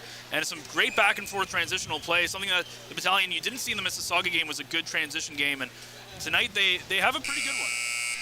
And we have a stoppage, so we'll have to wait and see if the replay booth upstairs got a better look at that shot by Battaglia, and maybe it is going to be a goal. We'll have to wait and see, because I'm pretty sure that's what they're reviewing here at this stoppage of play. We got 10:53 remaining in this second period, and play is under review as the last opportunity by the Frontnacs. It was Battaglia beating Dom DiVincentis, but from up here it looked like it went off the crossbar, Ben. Yeah, it's kind of hard to tell. Like from my angle, this is kind of where it's funny. You look like it went off the crossbar. I thought it went in the net almost. It was kind of a weird way to see, because you can't really see through the netting that well from up here. And it's going to be interesting to see what they end up calling this goal. But this would be a huge momentum swing for the Kingston Frontnacs, who, again, it feels like the Battalion have had their number today, but it's only a 2-0 game. If they're able to get... And it's really weird, because usually if you hear that sign or horn goal in an NHL game or in other arenas, that means it was a good goal. Yeah. But really what I think they want to do is just get more time for the situation room upstairs. That's video replay. Glenn Campbell watching it. We can see him right across the ice taking another look at that shot. The overhead camera will really give them the best angle to see if that really went underneath the crossbar or if it did hit the red iron. Yeah, and I think it was because they were about to drop the puck and they weren't. They wanted to just get the attention of the linesman there. But very interestingly about that play is it's just going to be interesting to see with the time on the clock, right? As that play continued to develop. So that means that there's 10:53s on the clock right now. There'll probably be a little bit more, probably around like 11:20. I would imagine there are at least 30 seconds in between those two plays, but this has been a long review. This has been at least a 2 or 3 minute review so far. And here comes the call down from Glenn Campbell as he has picked up the phone now, so we're just moments away. And that was the talk in the media room earlier on before the game, was the lengthy review, and it's going to be no goal on the ice as Myers waves that off. Tonight's officials are Pat Myers and Brendan Kane, and our linesmen tonight are Charlie Giesler and Nick Arcan, so a good job there. And Glenn Campbell up in the replay booth wanting a longer look there to make sure that shot by Battaglia did not beat DiVincentis and stayed out of the goal. So 10:53 in the second period remaining, and it's still a 2-0 game for the North Bay Battalion as they get a beneficial on that goal call. As it's sent in behind the net, that's Cullens with it. Centering pass, he fans on that as Procession will send it in behind the net. Back to the point it goes. It's kept in there by Schneider. In behind the goal, Minima will take that hit as he gets worked over by Hislop. Christopoulos now will skate it up ahead for Bouchard, gets across the line. He'll send it down. He gets his stick up into the facial area of Lemieux. Those two very familiar from Lemieux's time with Barrie. Back to the point for Hislop. His shot tipped in. Rebound there. And Bouchard getting his stick lifted. And then Bouchard buries the rebound from a bad angle. Brett Bouchard, 3-0 Battalion. Well, Bouchard's a guy that hasn't had a lot of chances to play in this lineup, as he tends to be one of the healthy scratches when we have Zito back in the lineup and Romani's on that fourth line. But Bouchard, the last few games, he's even had some center time opportunity. And what an amazing shift there by Brett Bouchard, who's been very solid in the last few games, but he obviously gets away with kind of a little cross-check to the face, and then he makes that play happen. Jigalov with kind of an awkward kick out with that pad, which leaves a wide open puck, and then Bouchard from an awkward angle as he was kind of getting tripped and fell over during that play, able to bury it in it, and now it's a 3-0 game, and that's going to be a big dagger to the heart for Kingston. Yeah, that's Brett Bouchard's first goal of the season. He had no goals in the 14 games. He did have 1 goal last season to go along with an assist, so that's going to be his first goal of the season and his first point. So good job, Brett Bouchard, picking up his first goal of this season for the North Bay Battalion, and they take a 3-0 lead here with 10:08 remaining in this second period. Yeah, and as you said, and as I said earlier, he doesn't get into the lineup very often, so when you can come in and make a change, make a difference, especially when you score a goal, that's going to put a lot of confidence in your as a coach as well, in getting into the lineup a little bit more. Kyle McDonald's shot off the glove of Gigala, picked up in behind the net by Rogers. Up ahead, tipped in, that's Hughes. All the way down, we're going to have an icing call here with 9:58 as we reach the halfway mark of this second period. Bouchard, with his first of the season, gives the Battalion a 3-0 lead, as we'll be back shortly after this commercial break. This period is brought to you by Canada Alumni Perks. Get information on special events and news, or access the alumni job portal. Visit canadacollege.ca/perks for more information.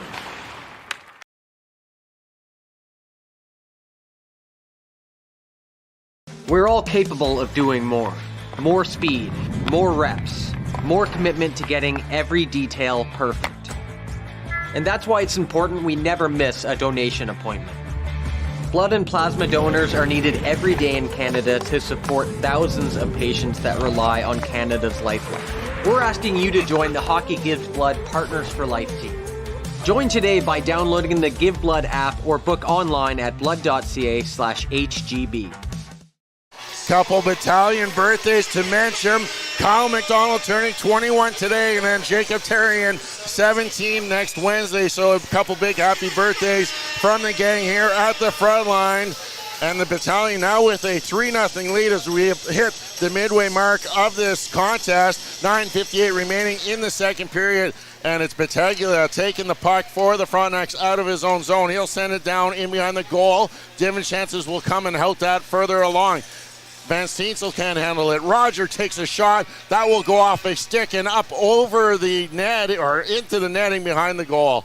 Well, it looks like Wyatt Kennedy's in the shaft of the stick near the top.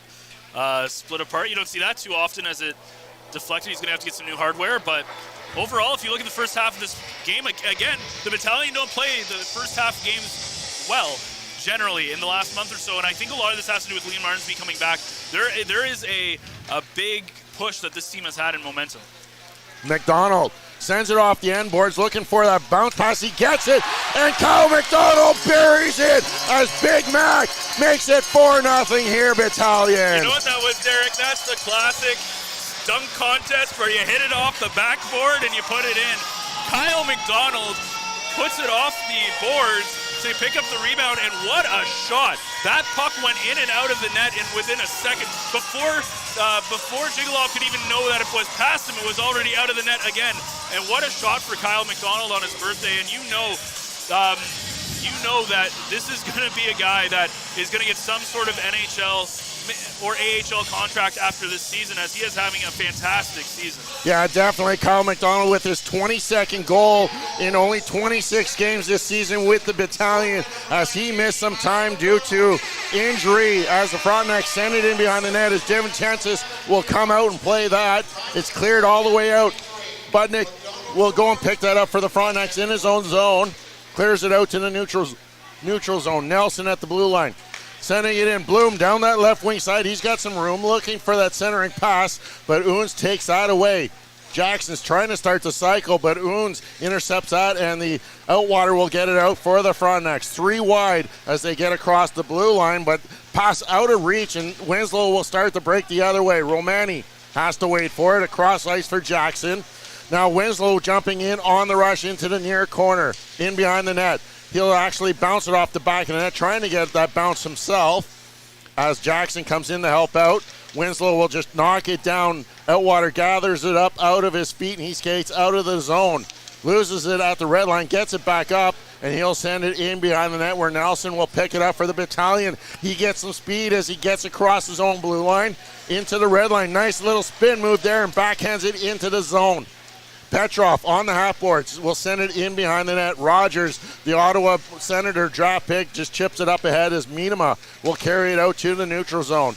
At the red line, he's just stopped up, forces to make a couple moves, sends it back to Rogers inside his own zone. Rogers avoiding that check of Wakely, gets it up to the blue line. Minema gets it back, spins, waiting for teammates to make a line change. Into the slot it goes. Picking it up there is Poole in the near corner, back to the point. Schneider wasn't there, so he mishandles it. And Tarasevich in a race. He gets there first, leaves it for Wakely. Cross ice. It goes into the skates of Budnick as Petrov, who's waiting for that one-timer on the far side. Minema gets across the blue line into the corner. Hislop battling there with Poole. Poole comes out with it. Petrov without his stick as Poole working against him. Near side. Snyder in behind on the far side was Battaglia, skating towards his own blue line.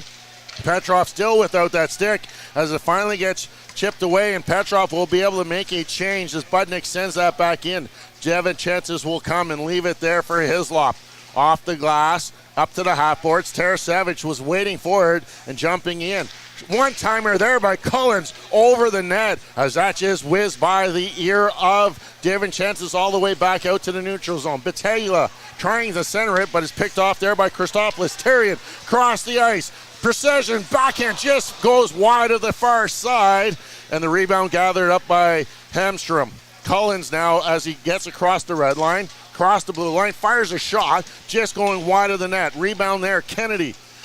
Picked off by Hamstrom. Cullens at the side, trying to get it onto his backhand. Battaglia back to his forehand. Kicked aside by Devin Chances. Picked up by Terrian. He overskates the rebound, but Lucan will come and gather it up. Off the end boards to Kennedy on the near side. Precision. Bouchard now will skate it out of his own zone. Makes a move up ahead. Terrian not liking what he sees, so he'll just chop it in as the Battalion will change their forward line as it's picked up by Ling. Skating it up ahead. Outwater at the red line. Leaves it for Thibodeau. Working it around. Makes a move. Fires it into the pad of Devin Chances, and he'll cover it up here. 6:02 remaining, and the Battalion open up a 4-0 lead. Well, kind of going quickly back to the McDonald goal. Interesting enough, Senator Jean-Pierre Dorian is actually in the building here this afternoon. Of course, if you look at Ben Rogers, is an Ottawa prospect, but interestingly is Kyle McDonald spent some time in the Ottawa training camp, and I wonder how much of getting a chance to see both of these guys play, and when you look at McDonald shooting it, getting that goal early, it must be impressive when you're if you're Dorian, and it'll be interesting to see if Ottawa is a team that is going to be interested again in Kyle McDonald after cutting him earlier in the year. Yeah, McDonald getting an extended look and even getting an AHL stint there for some time as it's sent down, and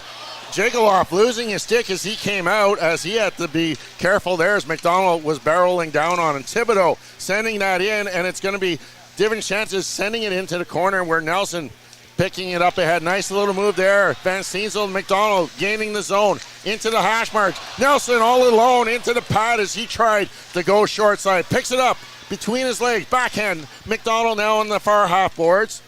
Centering across the ice to Winslow on the near point. Makes a move. Skating down. He gets hauled down, and he'll draw a penalty here as the Battalion trying to get the extra attacker out. Christopoulos. The Battalion now with the sixth attacker out. That's Petrov. Arnsby now to the center of the ice. Down McDonald. Petrov now on the near half boards. Taking it in behind the net. Centering pass. Arnsby battling around. Van Steensel. Arnsby finally hammers it in. Leon Arnsby makes it 5-0 here on the night of his return to Memorial Gardens. Oh, what a story for Liam Arnsby. This is a Battalion team right now where it feels like they're just toying with the Frontnacs. The way that they're passing, the way that they're dancing through the Kingston players, it really seems like Kingston's just not playing a good game, and I think a lot of this is the Battalion are finally playing to their potential that we haven't seen them play, and I think a lot of this has to do with Arnsby coming back, but man, your first game coming back, and Arnsby's not a big goal scorer. He's not a guy that puts the puck in the net consistently like you see a Petrov or a Jackson or a a Bloom, or etc. But he's a guy who brings a lot of intangibles to the ice, and to see him get a goal here in his first game back, I believe he should be credited with it, as they're still looking now to maybe see if there's potential goaltender interference. I don't know if it's really goaltender interference or if there was any possession gained by the Kingston Frontnacs, as that came on a delayed penalty, as Battalion did have the extra attacker out there with DiVincentis on the bench for that delayed call, as it eventually got whacked in by Liam Arnsby. We're getting another look on it of the screen. The initial whack, Van Steensel taking a stick from Hughes up in the facial area, or Lemieux in the facial area, and then Liam Arnsby with the last opportunity hammers it in, as Kane now over to talk to head coach Luca Caputi of the Kingston Frontnacs. We'll have to wait and see what they say here, as it's still Meyer still discussing. Kane now over talking with Oulahan, so very interesting, but it is going to stay a good goal as Liam Arnsby, the Ajax, Ontario native, makes it 5-0 here with his 8th of the season. Yeah, possession's a weird thing because it's not about you touching the puck. That's a kind of a misconception. You have to actually have enough control where you're deemed to have control of the puck. It's very similar to if you watch the NFL at all and you talk about a catch and possession and that when it comes to catching it, if they're inbounds and whatnot. It's kind of a very specific thing, and it's very judgmental. So it's not a black and white kind of thing. And it's great to see Arnsby again getting back onto that goal scoring trend, as he finally gets, after almost a month dealing with illness. It's nice to see him, and I really believe McDonald working really well with Arnsby and Van Steensel like he has in the past, and that will now create a lot more depth, as you really now have 3 viable lines once again. And that's going to be Arnsby's second point of the night, as he picked up an assist on the Kyle McDonald goal, as the Frontnacs have the puck inside their own zone. Poole will skate it out of their zone. Up ahead, Hughes into the feet, and it's picked up. Jackson battling for it in the slot. Hislop. Romani will skate it out of the zone, going cross ice, looking for, that is Bloom. Jackson down in front. Romani, he can't get the handle of it, and the Frontnacs will take a penalty here, as that's going to go against Mitchell Brooks. 2 minutes for that slash. Yeah, and sometimes when it rains, it pours, right? You're not playing very good hockey right now. You're getting outplayed by the Battalion. You've given up 3 goals in the last 16 minutes. And again, one of those on a delayed penalty, and you just get frustrated, and a slash here is going to put them again behind, and Battalion 1 for 1 right now. And when they have a lead like this from 5-0, you're very comfortable because you don't need to score a goal, but now's the time that you can try out some new stuff and hopefully get something more for the power play getting going. And it's exactly that. This is the time where you need to try things out on the power play, as they are currently the 14th ranked power play in the league at 21%. Nelson crossed the blue line to Petrov. Down low for Jackson. Back to Petrov. He'll walk to the center of the ice, looking back to Jackson. Back to Petrov. Petrov with that dangerous shot. Gives it to Nelson, who does have that power play goal tonight. Bloom bounces it back. Now Petrov at the middle of the blue line, down to Jackson. He'll just send it back. Nelson, one-timer, and an identical shot as Nelson, second of the night, makes it 6-0. Okay, so I said this in between periods. What do they have to do? They've got to get the puck to Ty Nelson above that circle, right kind of north of where Ovechkin has his spot. And twice tonight they do that, and twice tonight they score. This is now Nelson's 4th goal against Kingston this season. He had 2 in the previous 3 games before this evening. And what more can you say about Ty Nelson? That's the shot that looks good. And I'm telling you, this whole season, especially in the last month that he's played, where he got the CHL team of the month, if you're Seattle, you've got to be extremely happy. And we talk about Petrov potentially being in Edmonton next season.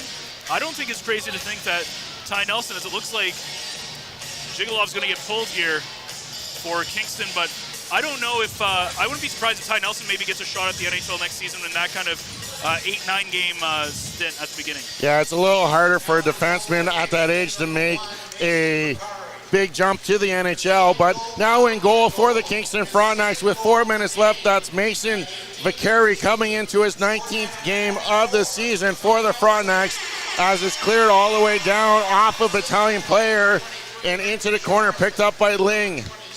Wakely battling in the corner, working against Lemieux, as the Battalion will turn it over. Petrov, Kennedy, backdoor Lukin, taking it in front, backdoor, backhand shot, kicked aside. Petrov, he can't get it to go over the crowd that was in front of the net. and still battling from his knees. It's finally the Frontnacs get it out. Outwater, 2-on-1, Minima taking that shot. Blocker save there by DiVincentis as the rebound has been cleared to the neutral zone. Oons send it in as he takes a hit from Tarasevic. DiVincentis will come out as the Frontnacs are making a line change. So Lucan with some time looking for Tarasevic at the red line. Wakely getting across. He tries to get it to Petrov, who is streaking in all alone, but that pass is intercepted. Wakely, Petrov now in behind his own net, or behind the Frontenac zone. Back to Hislop at the point. He'll send it behind the net, off the end board, bouncing puck. Wakely into the net, into the blue paint it goes, and that's Mason Vicari jumping down on it, making a whistle here. 2:50 remaining in the middle frame. Well, not easy for Vicari right from the get-go, as his team is really not helping him out at all. As soon as he gets in, the first couple of chances he gets, everybody collapses in on him, and he has to make a couple of great saves. He did make one start against the Battalion in a 6-2 loss here when they last played in North Bay, so he has faced this team before. But what you're seeing here this evening is you're seeing a top team in the OHL right now play a team that was a seller at the deadline, and it's really showing. Frontnacs win the draw in the defensive zone as it's skated out by Poole. Hughes will send it in behind the net. DiVincentis, like he's done many a times, has come out and put it in to Hislop, out to Terrian. He'll take a hit from Rogers. Not often we see Terrian on the side of that hit as it's picked up by Bouchard in the neutral zone. Kirstopoulos gets it across the blue line, off the blocker of Vicari. Big rebound. Hislop at the blue line. Into the corner. Procession.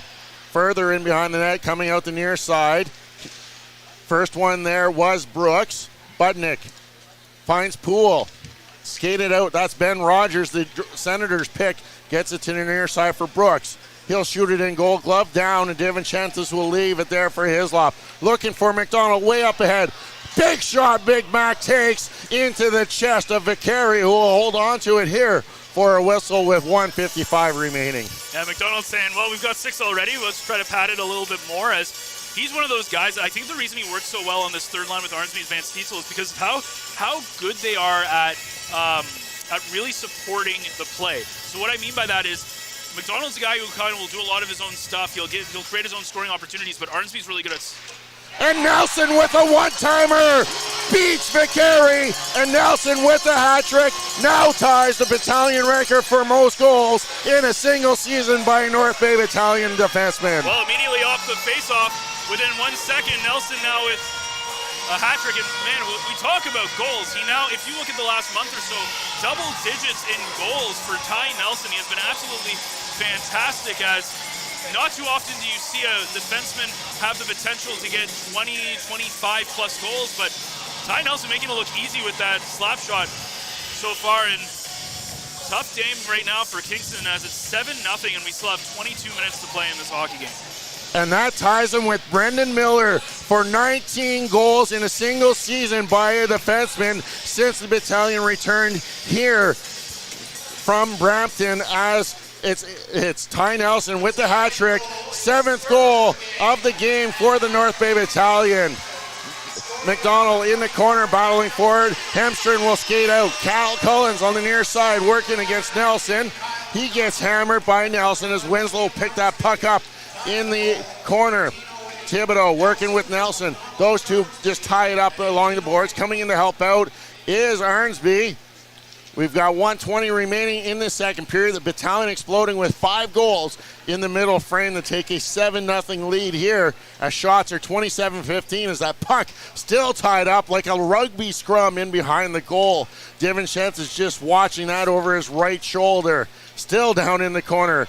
Now it's just Winslow battling forward. How long can the referee let this go? It's finally out and is brought out. McDonald will carry it across the blue line. 2-on-1 with Van Stiensel. Van Stiensel try to tuck it in. 52 seconds remaining in the second period as McDonald comes across and catches Hemstrom up high in the head area. So we'll have to wait and see what the call is against Kyle McDonald, who kind of looked like he might have got that elbow out and caught Hemstrom in that head area as Brendan Kane is a referee with his arm up. So we'll have to wait and see. It's going to be a head contact penalty, but just how long is it going to be, Ben? Yeah, McDonald kind of was tilted a little bit because he was taken down earlier in that play with no call, and he was having conversations with the ref as the puck went into the Battalion zone.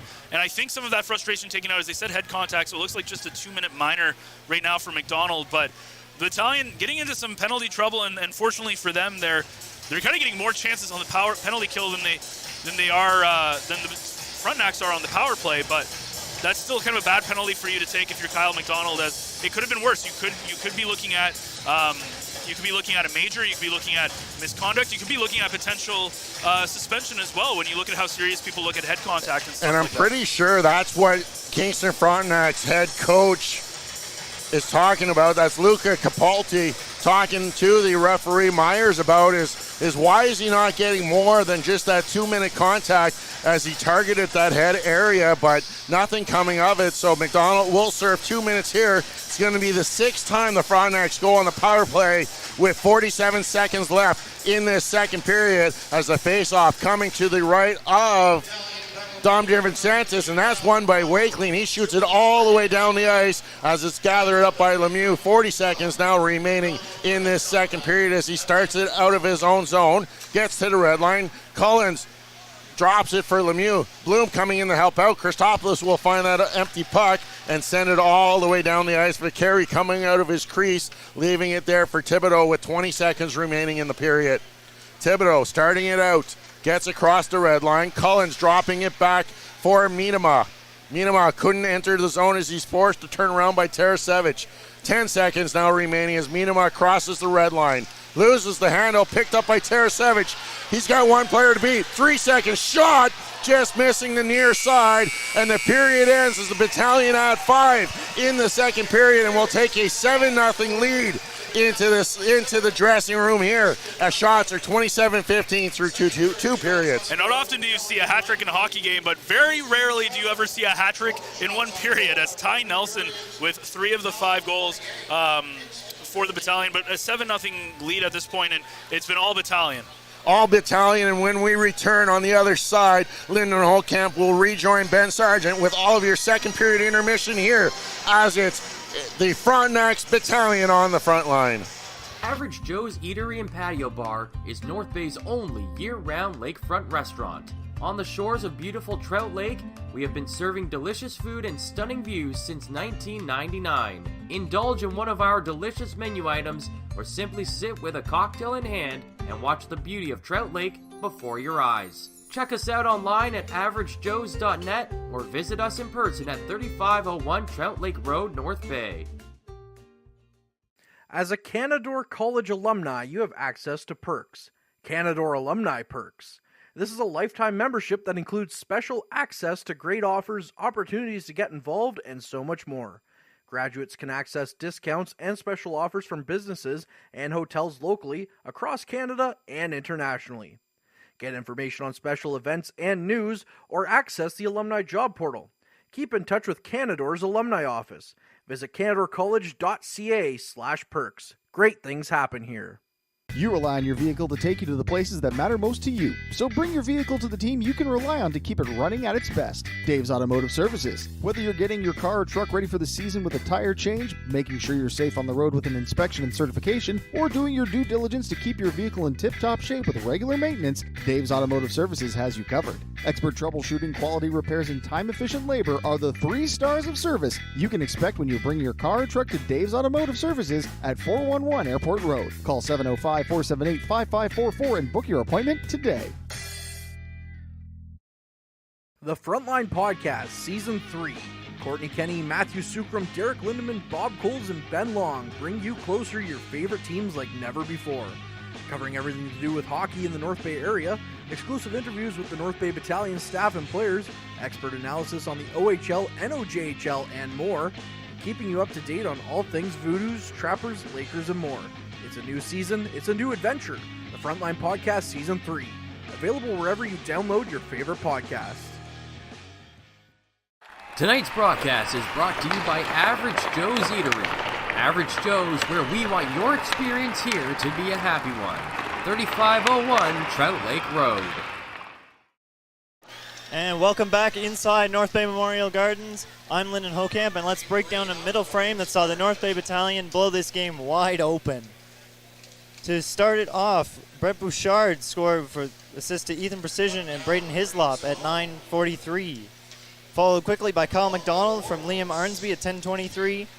And then Arnsby gets a goal of his own from Van Steensel and Petrov at 14:58. Nelson from Petrov and Jackson on the power play at 15:54, and Nelson with his hat trick at 18:08 of the period from McDonald and Arnsby. Battalion lead in shots on goal 28-15 with 20 in that second frame, and go 2 for 2 on the power play. Well, the Kingston Frontnacs remain 0 for 5.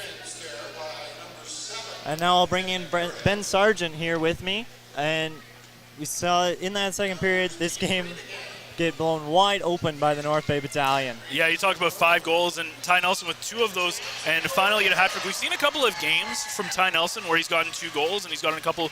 He's had those games, but he hasn't been able to break through into that hat trick, and finally he's able to do it today.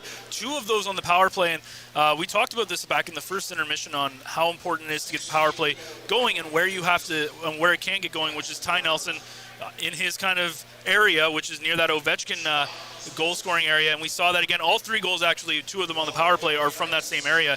And Nelson has a great shot. He's got a great one-timer, and that's what we kind of see getting it through. And that was a big part of that second period. Of course, guys like Brett Bouchard finally getting his first of the season, and that fourth line has looked fantastic as well for the Battalion.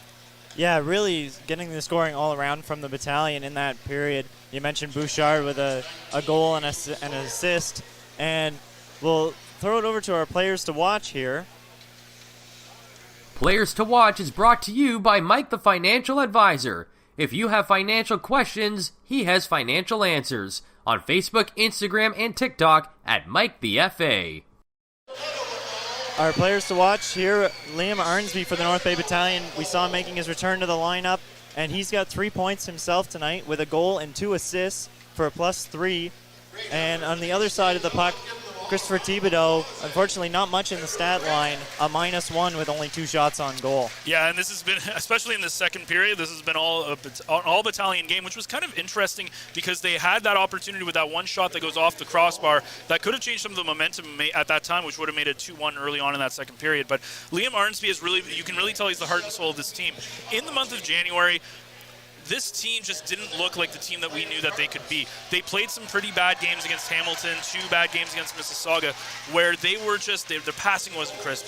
There just wasn't that same team that you would expect this team to be. And if you look at tonight, this is what we're seeing is one of the best teams in the OHL, second right now behind Ottawa, and you could argue is probably better than Ottawa after they had that. They really are focused on that. Their first 20-game, kind of that 20-game run that they had at the beginning of the season, which really catapulted them to where they are in the standings. So I think the Battalion in the long run have been the better team. But we're seeing that against a Kingston team that, you know, they sold at the deadline. They got rid of guys like Shane Wright, who didn't play for them the whole year, being with Seattle, and they also got rid of a couple of big guys. They've also been dealing with a bunch of injuries.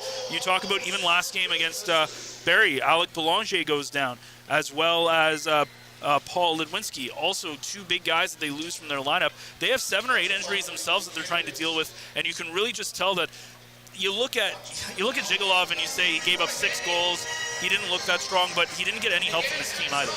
Yeah, definitely not much help there. You mentioned the goaltending change. After Nelson's second goal on the power play there, we see Jigalov's night ended, and Vicari coming in for the Frontnacs. Vicari not a slouch himself with a .907 save percentage in his 18 games. Yeah, Vicari's interesting. He did start that second game that these guys faced in North Bay where they lost 6-2, and he's a really solid goaltender. Again, his goals against average just over 3. Actually, both him and Jigalov sporting mid-3 goals against average, which is very solid in a league like this where the goals tend to be a little bit higher, right? And then on top, but he didn't get any help from his team. If you looked at right when he first came in, there was a bunch of opportunities that the Battalion had as everybody kind of crashed in and collapsed in onto his net. He had to make a couple of good saves, and then Ty Nelson just has his shot locked in, so not much you can do there. But Vicari's going to have a solid period, and they're going to go into this period on the power play. They haven't looked good on the power play at all. They're 0 for 6 right now, and they really just need to get something going if you're Kingston. And at this point, Are you going to score 7 goals on DiVincentis? Probably not. But there's a lot of things that you can do into this third period to have good goals going into your next game. Yeah, with that in mind, what do you think the message is from the Kingston Frontnacs coach? I mean, it's tough. So you're on the final game of a back-to-back-to-back. So they played 3 games in 3 days. So they are a tired team. So I don't think this is the Kingston team that if they saw them in the playoffs again, which these guys played last year in the playoffs as well, this isn't going to be the same team that you're going to face. So I think if you're Kingston, you're just looking at like, okay, they're obviously more in tune with how they play normally. Are they saying, yeah, we're looking really tired out there, which they are. They're playing very similar to how North Bay played against Mississauga. And I think the big thing is if you have a good, solid 20 minutes, you get a few by DiVincentis, you play solid defense, you play a good offense, these are the building blocks that you can take into your next game. And I think that's big. They're coming off big wins against Peterborough and Barrie, teams that are ahead of them in the standings. And every point matters, but this is just one of those games where I think you just got to try to take the good right now when you're down 7-0. Yeah, for sure the mental toughness of these guys to play 3 games in 3 days, long travel. You're coming from Kingston, you're playing Peterborough, then Barrie, then North Bay. You know, that's long for these guys, and we'll see what they can have there. Now we see goals coming from up and down the North Bay Battalion lineup in this game. McDonald with 1, Arnsby with 1, Nelson with 3. Obviously the storyline. But what does that mean for the Battalion heading in, fighting for that top spot in the conference and heading into the playoffs, that you can get scoring from lots of different guys? Well, that's the big thing, right? So the Battalion are a team that has a lot of depth. If you look at them, their top 2 is fantastic. Their top 6, sorry. Their top 2 lines are fantastic. Their third line is still trying to figure itself out. Obviously, with Wakely now being on the second line with Zito out, you have Arnsby finally back. And I think that third line, this is going to be the first game, assuming McDonald doesn't move up to the second line, that McDonald's actually going to stay on that kind of third line, where Houlihan's been trying to create this line for the last little bit, and he hasn't been able to keep it going. They haven't played very well, so he ends up on that first line with Jackson and Bloom. And I think he's found a home here, at least in this game, with Arnsby and Van Stietzel. That line has looked absolutely fantastic. And of course, that fourth line I think has been very underrated today, as we've seen Terrian and Bouchard having a very solid game, and even Procession also, I believe he has a point on Bouchard's goal as well. And he's also, that fourth line has done a lot while they're on the ice. Maybe not always when it comes to scoring goals, but they've been doing a lot of stuff every shift that they're out there. Yeah, we've seen this depth from this team, and that's big to see. Now, to go way back to the beginning of this period, we saw Josh Bloom take a penalty, and the Battalion penalty kill, first in the OHL, do its work. In that, we saw them absolutely shut down the Kingston Frontnacs, never letting them into the zone pretty much, and being able to bring that momentum into the middle half of that period where they scored a lot of those goals. For the Battalion, your power play, now that it's working tonight, and your penalty kill has been solid all year. Those special teams, what can the Battalion do to bring that power play up to that same level as the penalty kill? Yeah, so I think with their power play, when you look at the penalty kill, what makes them so effective is if you look at the penalty kill, there's 2 main things, and it's how you control the puck in your own zone and in the offensive zone, and how you set things up and try and get pucks on net. The other thing is zone entry. So when the puck gets cleared by the other team, how do you get back to that setup that you had before? And the Battalion do a really good job of really stopping that zone entry, which is something that they struggle with on the other side on their power play. What happens is when you get into the zone, even if you're on a breakaway-esque opportunity, sometimes it's better to slow things down, dump the puck in, hold it behind the net, and allow everybody to kind of set up, because you don't want necessarily you don't necessarily want to just shoot a puck right into the body of the goaltender, and then that's it. That's your whole rush. You want to be able to set some stuff up. You want to be able to get that goaltender moving east and west. And I think with their power play, it's all about Nelson. Nelson is the key to this power play. There are 2 things that I've noticed that work when the Battalion's power play is on, and that's getting the puck to Nelson for that one-timer and having a presence below the net, kind of that Gretzky area behind the net, where they're able to feed some guy out to the high slot. We've seen Petrov score a couple of goals lately from that area, and I think if they can focus on those 2 things, it's very hard to shut down those kind of guys, because a lot of power plays, if you have the puck on one side and you have Nelson on another side, generally you're going to have 3 of the 4 players more on that strong side where the puck is, leaving Nelson some opportunities to get up, because again, you're missing a man, right? So you have to try to mitigate that as much as you possibly can, and I think what they're doing with Nelson today has been a big key for them. Yeah, what that reminds me of is I've been watching a lot of basketball this weekend, and that's almost like an isolation play in basketball where you see that one guy hanging out on the outside and they just let him do his work in a one-on-one matchup. And for Nelson, like you said, when he has his shot dialed in, works really well. And just to look around the OHL really quickly here, we saw the 67s beating the Sarnia Sting earlier today, and then a number of afternoon games in the OHL. Unfortunately for the Battalion, both the Barrie Colts and the Mississauga Steelheads getting victories over Sudbury and the Sioux, respectively. And in the Western Conference, the Guelph Storm beating the Kitchener Rangers.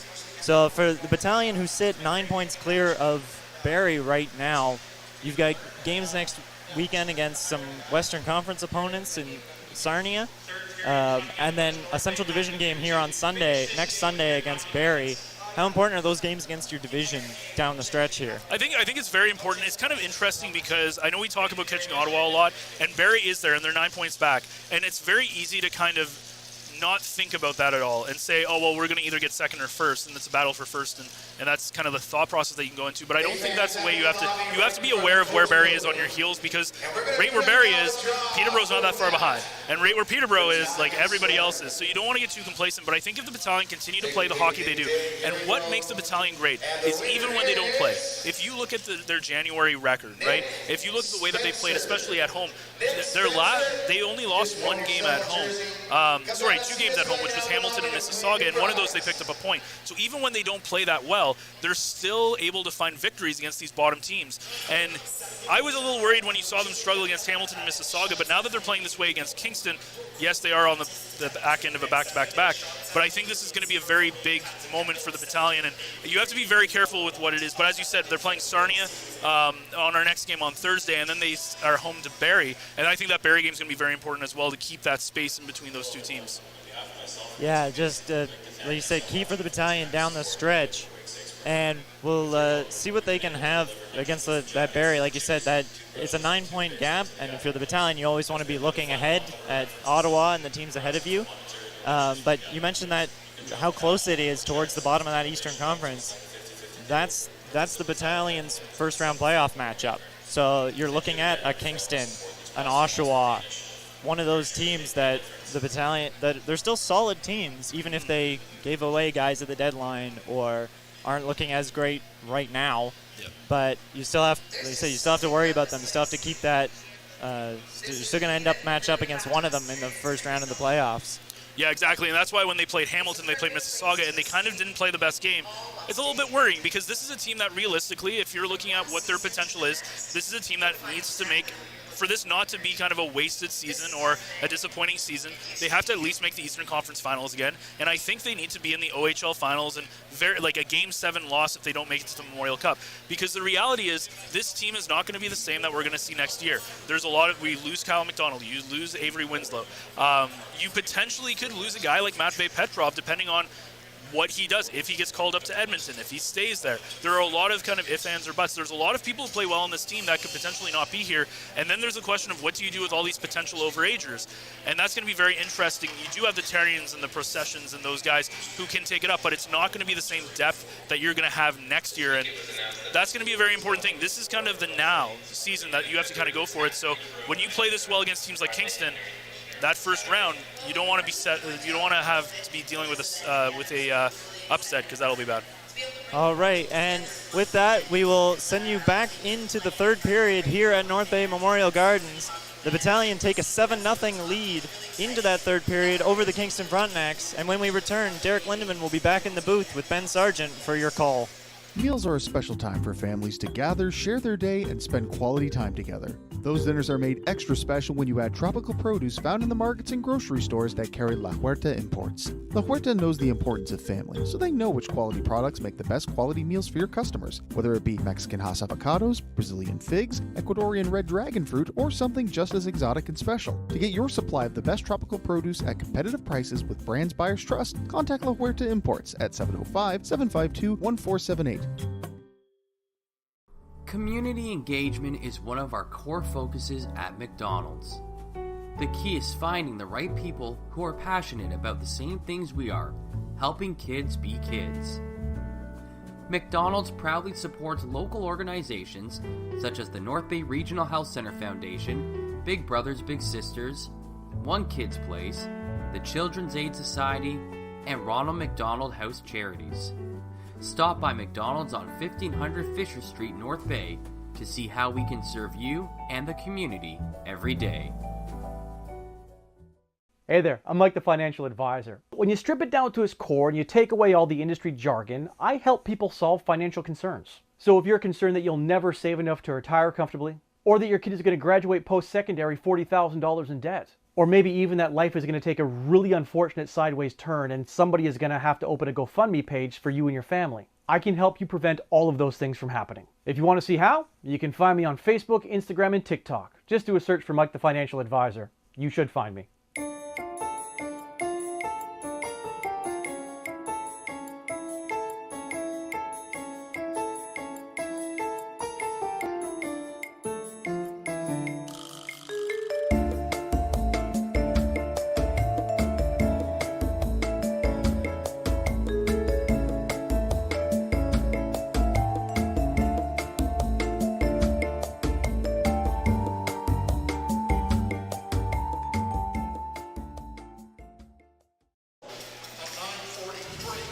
Well, we welcome back here inside North Bay Memorial Gardens as Jacob Terrian has now been credited with an assist as we head into the third period. Ben Surgeon alongside with Derek Lindemann. And Derek, 7-0 with 20 minutes to go. The Battalion will be on the penalty kill.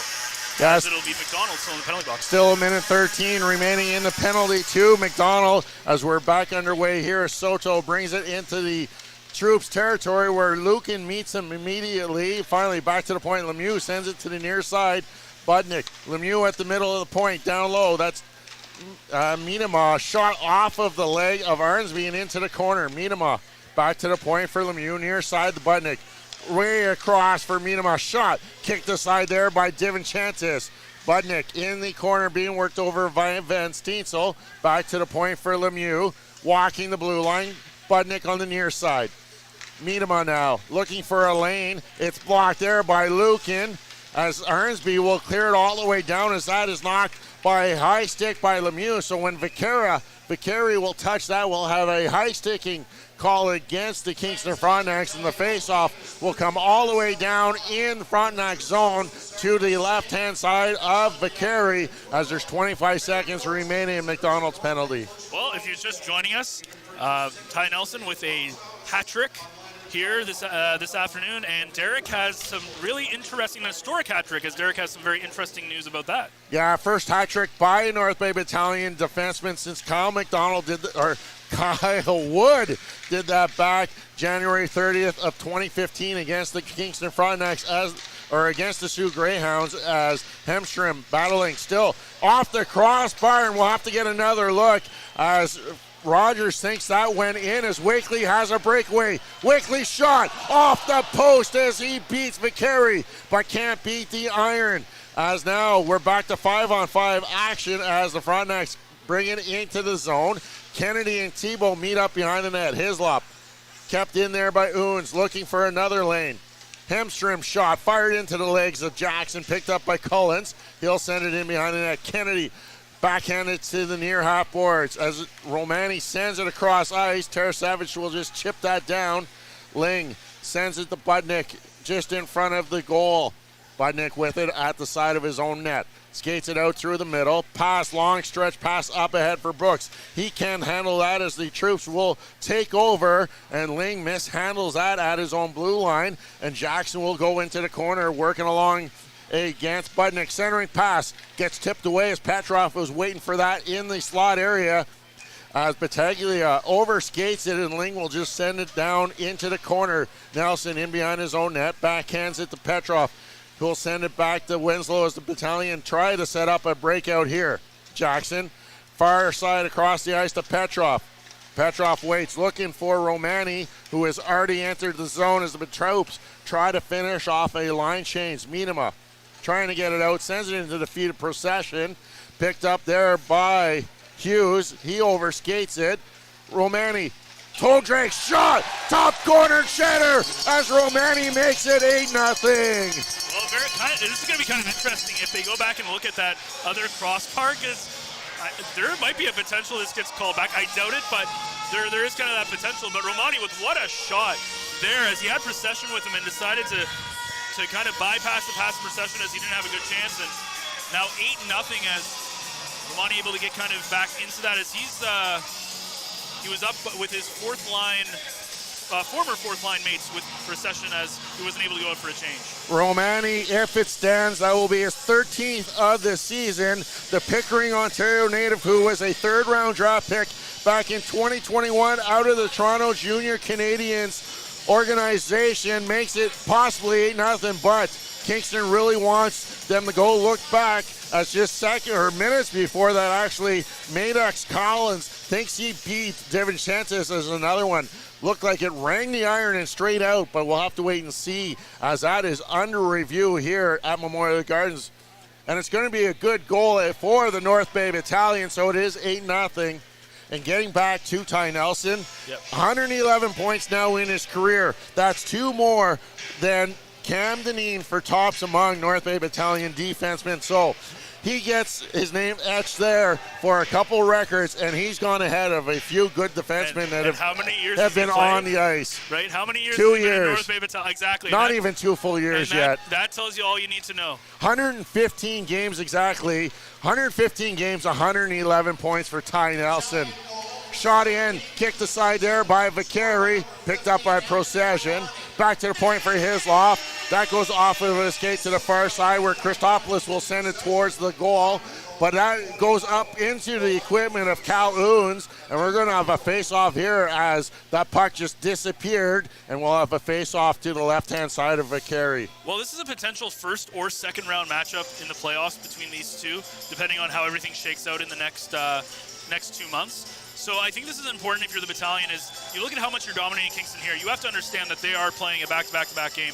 They're kind of a step behind right now, so don't really expect this kind of play if the playoffs come around. Kept in by Christopoulos. He'll send it to Hislop, walking down in behind the goal for Terrian. Trying that Michigan lift. He can't get it up. He's tripped up, but no call coming up on the play as it's on the near side. Procession will backhand that down into the corner.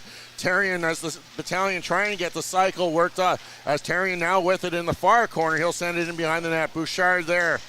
Bouchard in his feet. He's getting worked over by Hamstrom and Ling. A couple of youngsters battling there. Out now, Butnick. Hamstrom will get out of his zone, gains the red line. Will just get across the blue line, send it towards the goal, and Devin Chances will calmly hop on that. We've played 3:48 of the second period, and the Battalion have added their 8th goal of the game, and they take an 8-0 lead. Well, Terrian got rocked in the face a little bit on that last shift as he went a little prematurely to the bench when they had it in the offensive zone, so we'll see if that, I don't think this will matter at all, but maybe it was just shaken up a little bit, but we'll see if he comes out to play his next shift, but because he's talking to one of the coaches out there, not talking to the training staff, which is a good sign. Frontnacs making a late substitutions. They didn't realize they only had 4 skaters on the ice as Mitchell Brooks has to come in, and Paul Hughes will get thrown out as Battaglia will come in and take the draw against Arnsby, and Arnsby will win that as they clear the zone. Van Steensel, little nice tip up. McDonald with Van Steensel. McDonald shoots off the blocker of Vicari and into the corner. And that's picked up there by Schneider in behind the net for Hughes. Up to the half boards as Brooks trying to get out of the zone. He'll be allowed to skate out across the red line. Van Steensel will stop him up, and he'll send it in on the backhand where Kennedy will pick it up on the near corner.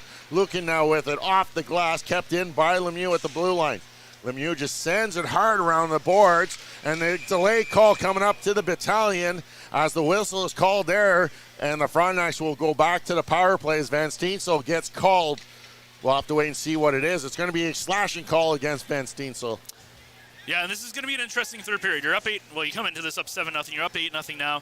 And the whole point of this period is just to play clean hockey. You don't want to get into too many issues. You don't want to get into any potential injuries. You don't want to get into any potential suspensions. Like we saw with that kind of Kyle McDonald kind of sketchy hit to the head that could have been, I think, a lot worse than it ended up being a minor penalty. But just want to play a clean 15 and a half minutes. Tarasevic picks up that face-off, gates down. Looked like he had some room momentarily, but he elected to stop up and send it to Christopoulos. He'll fire it in from the red line. That goes high of the net. Tarasevic will send it all the way back to Lukin, who's just to the side of his net. Christopoulos, long pass, looking for Tarasevic as it's knocked down at center ice by Soto. And the Frontnacs will regroup inside their own zone as Hughes will start things up here. 30 seconds gone into the penalty to Van Steensel. 6 penalty by the Battalion as they are 0 for 5. The Frontnacs are on the power play. Lemieux, Hemstrom just out of reach of him, and it's picked up by Lukin. He'll send it all the way down the ice, and Vicari will stop that in behind the own goal as Lemieux will come back. 1:05 remaining in the penalty to Van Steensel as Lemieux back pass there for Minima. Hemstrom will skate it in, trying to create some room. Soto, blocker save there by DiVincentis. Minima picks up the rebound, and it's knocked out by McDonald, forcing the Frontnacs to regroup with 45 seconds left on the power play as they go all the way back inside their own line. Calhoun's picking it up on the near side. Gets away from McDonald, sends it far side for Rogers. Sent in there by Battaglia. Hislop will pick it up behind the net. Taken away, Thibodeau. McDonald trying to do some work. Back to the point for Oons. He'll walk to the center. Down to Rogers on the far half boards. Top of the circle. Outwater one-timer. Kicked aside by DiVincentis. That's going to be the 20th save of the game by DiVincentis at the side net. Rogers. Battaglia in the far corner. Thibodeau. Thibodeau gets hit hard by Hislop. Centering pass. Kicked aside. Rebound again kicked aside by DiVincentis. Picked up by Rogers. Penalty about to expire. Van Steensel steps back on the ice. Battaglia still with the puck. Outwater now.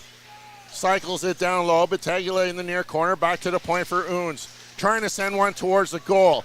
Closed up the 5-hole was DiVincentis. Rebound gathered up by Hislop. And Van Steensel allowed to skate out of the zone. He'll send it down. And the Battalion will get 5 new troops out on the ice on this line change. Just over 13 minutes remaining in the third period as the Fronts gather things up in their own zone. Starting things up is Brooks. Gets it out to the neutral zone, but Winslow will pick that off and start the rush up. Petrov at the red line. Sends it far side for Jackson. He's got some room. Down the right-hand side. He's tripped up.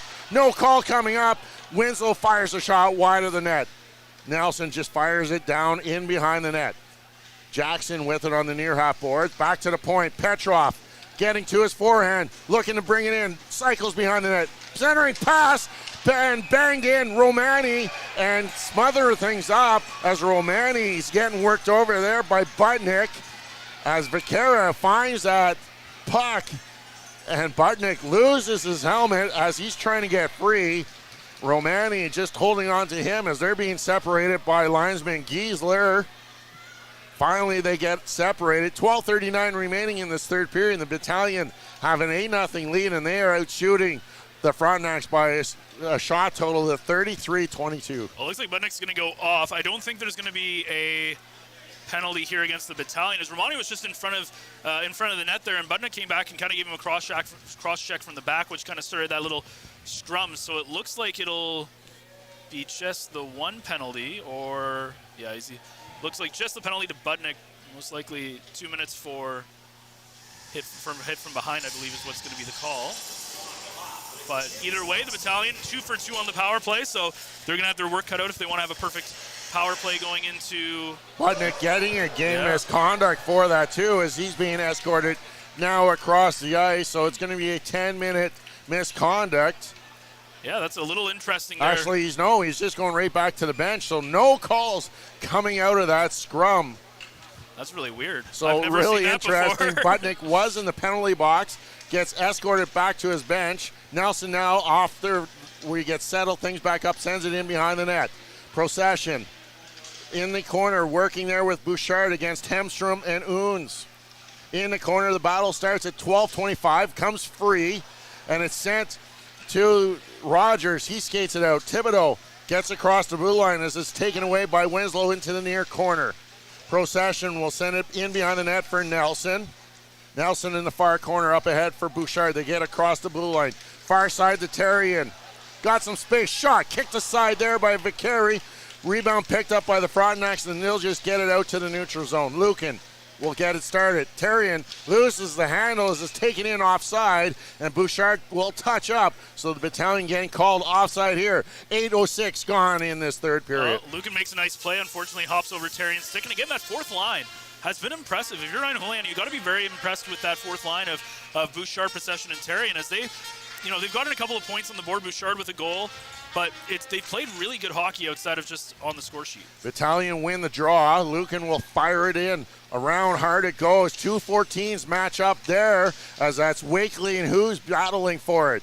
On the near side, Schneider comes away with it for the Frontnacs. He'll send it out to the neutral zone where it's picked up by Minema. He loses the handle at the blue line, but the Frontnacs regain. That's Hughes with it, Lemieux sending it down at the red line. Wakely carrying it in. Takes that hit from Lemieux. Jackson into the corner, trying to get away from number 17, Outwater. The former first-round draft pick by the North Bay Battalion, as Minema will skate it in. He'll take a hit from Lucan as the puck goes into the corner. Tara Savage working there against Soto. Tara Savage starts the rush, far side Arnsby. He's got to beat Ling, tries to take him wide. Into the corner it goes. Budnick picks it up in behind the net. Starts the rush for the Frontnacs. Soto, cross ice for Brooks. He'll just dump it into the corner. Hislop will meet up there with number 16, Paul Hughes. As it's down in behind the net now. Christopoulos in the far corner. Battalion trying to get out of their own zone. 10:40 remaining in this third period as it's sent out to the neutral zone. Picked up by the Frontnacs, and they'll send it all the way into the zone. This time, David Chances can't stop it up as the Frontnacs carry it on. Battaglia shot. That goes into the feet of Christopoulos as the Battalion hanging on in their own zone here. Hislop stopping in behind his own net. Jackson starting that rush up from the near side. Gets across the red line. Tries to go around the blue line. Top of the circle he is. He loses it there as three Frontnacs were waiting for him as Henstrom goes the other way. Battling there as he gets across the blue line. Christopoulos forcing him to turn around. Battaglia in the corner at the half boards. Back to the point for Owens. Looking to shoot. Fired. That will go off the back of the leg of Van Steensel. McDonald will gather it up and skate it out to the neutral zone. He'll get the red line and elect to fire that in as he goes for a line change. Calhoun's will skate it up. Lee drops it there for Hemstrom. He's being watched there by Romani, so he'll just send it to the far side as we've got now 9:40 remaining in this third period. Rogers to Hemstrom. Skating it out there is Collins. Trying to make a move. Winslow watching him. Winslow tripping him up. No call in the play as Winslow sends it to the far side to Nelson. He'll just send it out to the neutral zone as Rogers will gather that up at the red line. Romani forcing him to turn around as he's really doing some work against Rogers. Finally, Procession will send that up into the crowd as we have 9:16 remaining here in the third period. And the Battalion have added one more here as we reach the media timeout. It's 8-0 Battalion. We'll be back on the other side of this break. This period is brought to you by Canada Alumni Perks. Get information on special events and news or access the Alumni Job Portal. Visit canadacollege.ca/perks for more information. Tonight's 3 Stars is brought to you by Dave's Automotive Services, 411 Airport Road in North Bay. Expert troubleshooting, quality repairs, and time-efficient labor are the 3 stars of service you can expect from Dave's. And the Battalion still with that 8-0 lead. Shots are 34-22 as that will be the last break here in this third period. Coming up after the game, we'll bring you to Dave's 3 stars of service, and we'll have your post-game wrap-up as Lyndon Holtkamp will rejoin Ben Sargent with all of your post-game show as Courtney Kenny and myself will try and get down and interview head coach Ryan Houlihan and try and get Ty Nelson for a post-game interview, and we'll have those features up on our social media as soon as we can. Just like we're trying to do every game is try and get that coach's interview. That's what the viewers are asking for. We're going to try and get you those interviews of the coaches post-game after every game here at Memorial Gardens on the Frontline socials.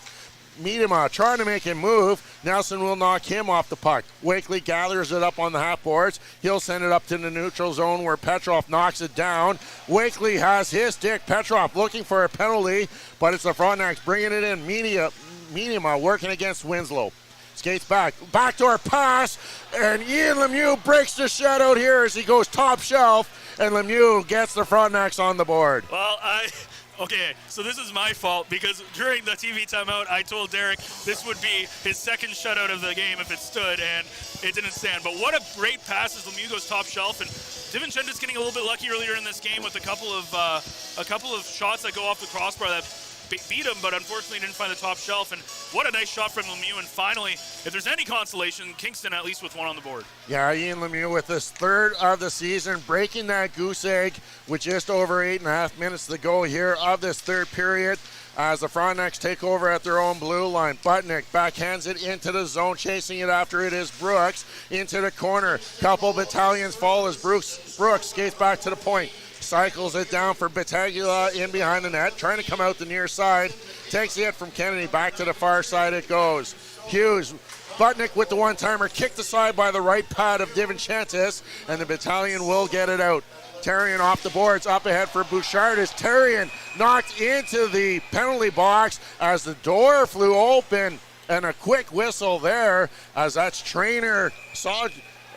trainer for the Battalion rushing across the ice after that hit, sending Terrian, that's Andrew Sawchuk, coming across to see Bouchard, or Terrian, who's laid down on the ice, and the penalty is going to go against Paul Hughes of the Kingston Frontnacs. Hislop still jarring there with Hughes as he was getting ready to drop the gloves, but the referees were not having it, as hopefully Terrian is doing okay, as it looks like that is, it's hard to see, Jackson, I believe, over there. It was Lucan, over there, and now Nelson comes over as well to look for Terrian, who's really been kind of a heart and soul for this team as Liam Arnsby's been out. He's been the kind of smaller, kind of rough guy that Liam Arnsby's been, and he's been fantastic. And hopefully, as it looks like he's getting up under the help of Lucan and the training staff, as very unfortunate event there as the door to the penalty box opened up, and Terrian taking the side of the boards into that facial area as he's making his way over underneath his own power. So good job there by Sawchuk getting over there quickly, and the play is going to be under review as a possibility of a 5-minute major here for Paul Hughes of the Frontnacs. So after their first goal, the Frontnacs will get penalized here, and we're waiting to see what the call actually will be down on the ice, whether it's a 2 or a 5. And if it's a 5, that's pretty much the rest of this game, as there's 8 minutes to go in this hockey game. And it's kind of one of those things, if you're Kingston, nothing's going right in this game outside of you had 2 goals that were not goals because they hit the crossbar, but you beat the goaltender. Lemieux finally opens the scoring in the last minute or so, and now potentially, if it's a major, you got to think there might be misconduct that comes with it. Potentially that'll keep Hughes out of this hockey game, but it's just tough when you're down 8-1. You're playing your third game in 3 days. It's a tough one, and this is just kind of one of those games where nothing's going right for Kingston. No, and other than that, everything has been going the way of the North Bay Battalion. A busy week for the frontline crew. They'll have a pair of North Bay Battalion games this upcoming week, and then also a pair of Powassan Voodoos games and a U18 Trappers game, all to do this week, as the Battalion will take on the Sarnia Sting on Thursday the 9th. And then they'll be back to their regular time on Sunday as they take on the Barrie Colts on the 12th, a 2 o'clock start. And in Voodoo Land down in Powassan, the Espanola Paper Kings will be in town to take on the Voodoos on Friday the 10th. And on the 11th, the Powassan Voodoos host the Kirkland Lake Gold Miners. That game is a fundraiser for the Powassan Food Bank, so they're asking all the spectators in attendance to bring a non-perishable food item to help out the Powassan Food Bank. And with that, you'll also get your name entered into a draw with the possibility of winning one of 2 Valentine's gift baskets. What better way to celebrate Valentine's Day than with a gift basket there to give to your loved one?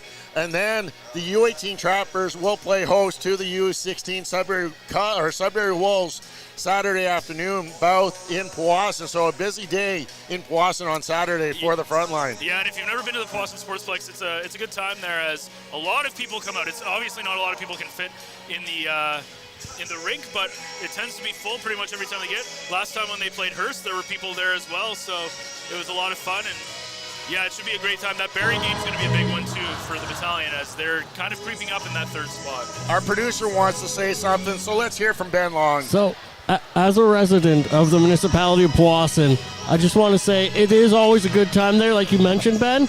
You know, there's always lots of butts in the seats there as much as they can. Yeah. They're an organization that likes to provide as much value as they can. They have lots of fun intermission content for people, and we've started doing our trivia portion there live as well. Yep. It's a really fun place. Just bring your coat because it is a colder rink. It is a colder arena. You don't want arena. to be freezing your butt off, but Especially this time of year when we get into some colder days, it gets colder inside.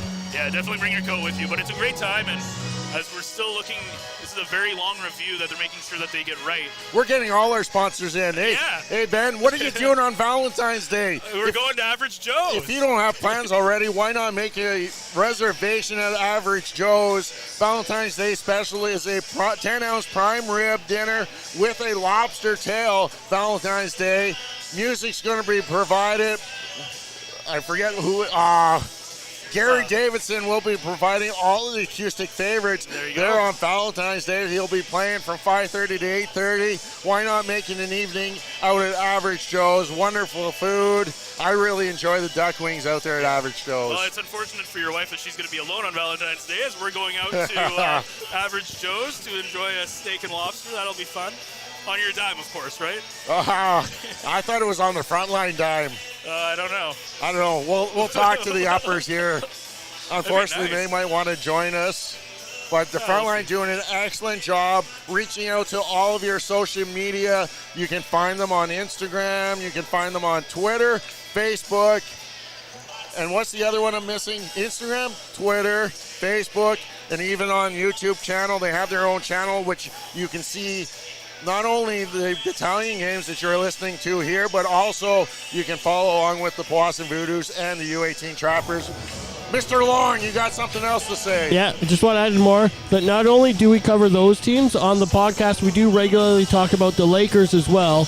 As though not a formal Frontline broadcast, members of our broadcast do cover the Lakers men's and women's hockey team for the teams. Exactly, that is. It is going to be a 5-minute call going against Paul Hughes.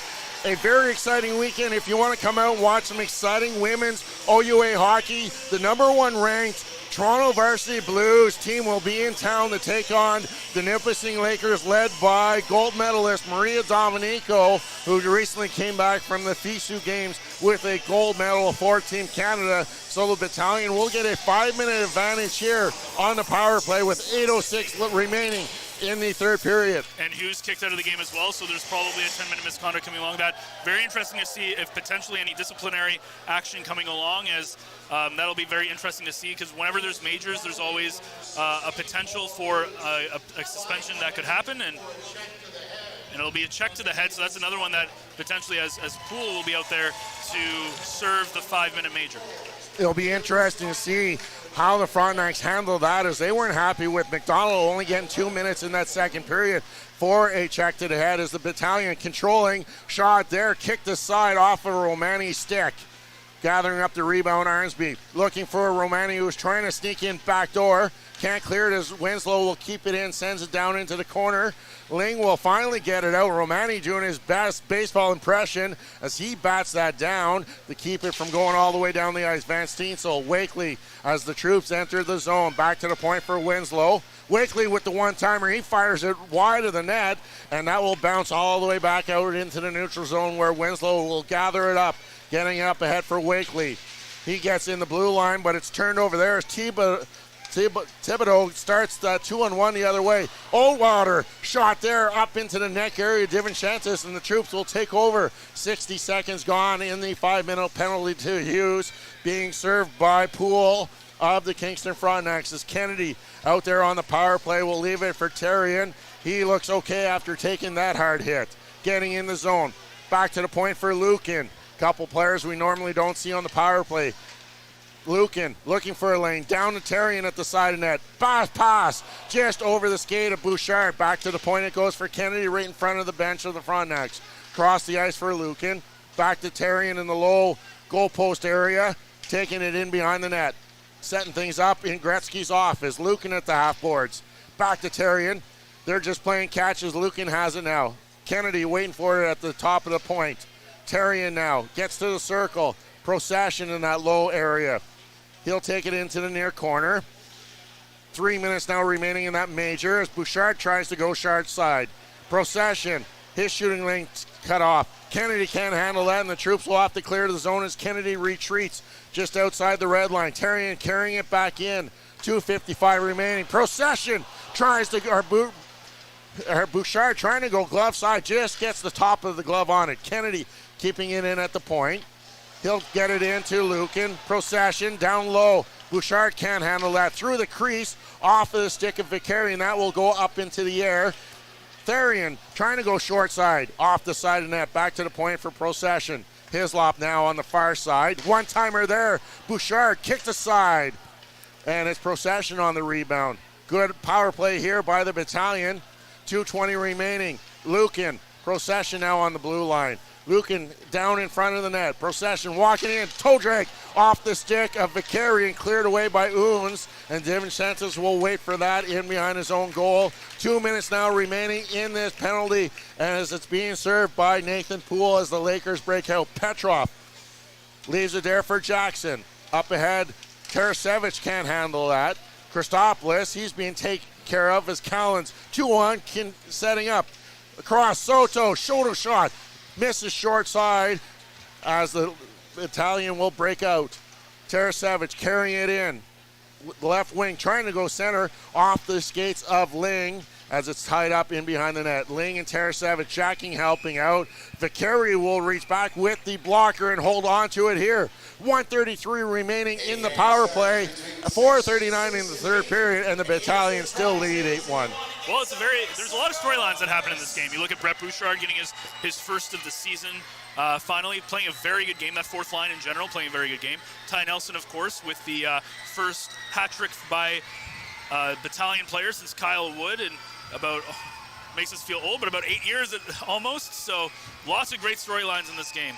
Romani in the high slot over to Tarasevich front. Van Steensel tips it. He takes a hit from behind from Rogers, and he'll draw a crowd as Lukin will get in there as they are not happy as Vicari makes that save, and Van Steensel taking a cross check to the back from Ben Rogers. Yeah, and what I said at the beginning of this period was you want to play a clean period. You don't want any injuries. You don't want any suspensions. You don't want anything like that. So it's kind of interesting that you want to try it. Obviously, Kingston's going to be frustrated. They're going to be trying to get something going. And if you're the Battalion, you want to just try to stay away from those confrontational appearances when possible. And unfortunately, Van Steensel getting hit from behind. And you just want to be very careful that nothing happens where it could change anything in future games. This will be the last matchup between these two teams of the year. So with 4:30 left, the Battalion really trying to get out of here without any injuries as they have a 7-goal lead.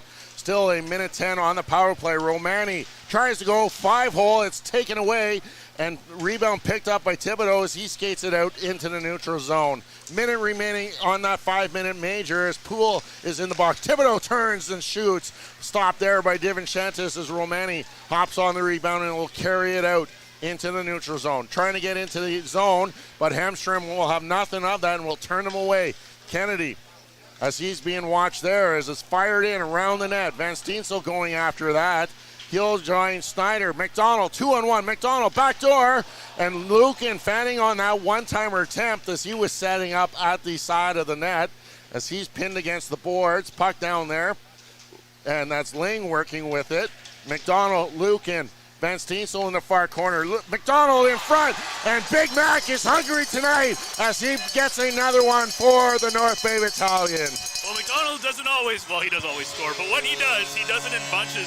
It always feels like he's a guy who gets multiple goals, and obviously with seeing Terrian back on the ice is always a good sign as he was out there earlier in that power play. But finally, again, the Battalion, this is 3 power play goals in 9 on the night. You got to be very happy with the kind of game that you've been seeing here with about 3:27 still to go. And Kyle McDonald, that's going to be his 22nd or 23rd of the night of the season for the North Bay Battalion in only 26 games. So Kyle McDonald really likes to score, and he scores in bunches, like you said, as that's the second of the game for Kyle McDonald.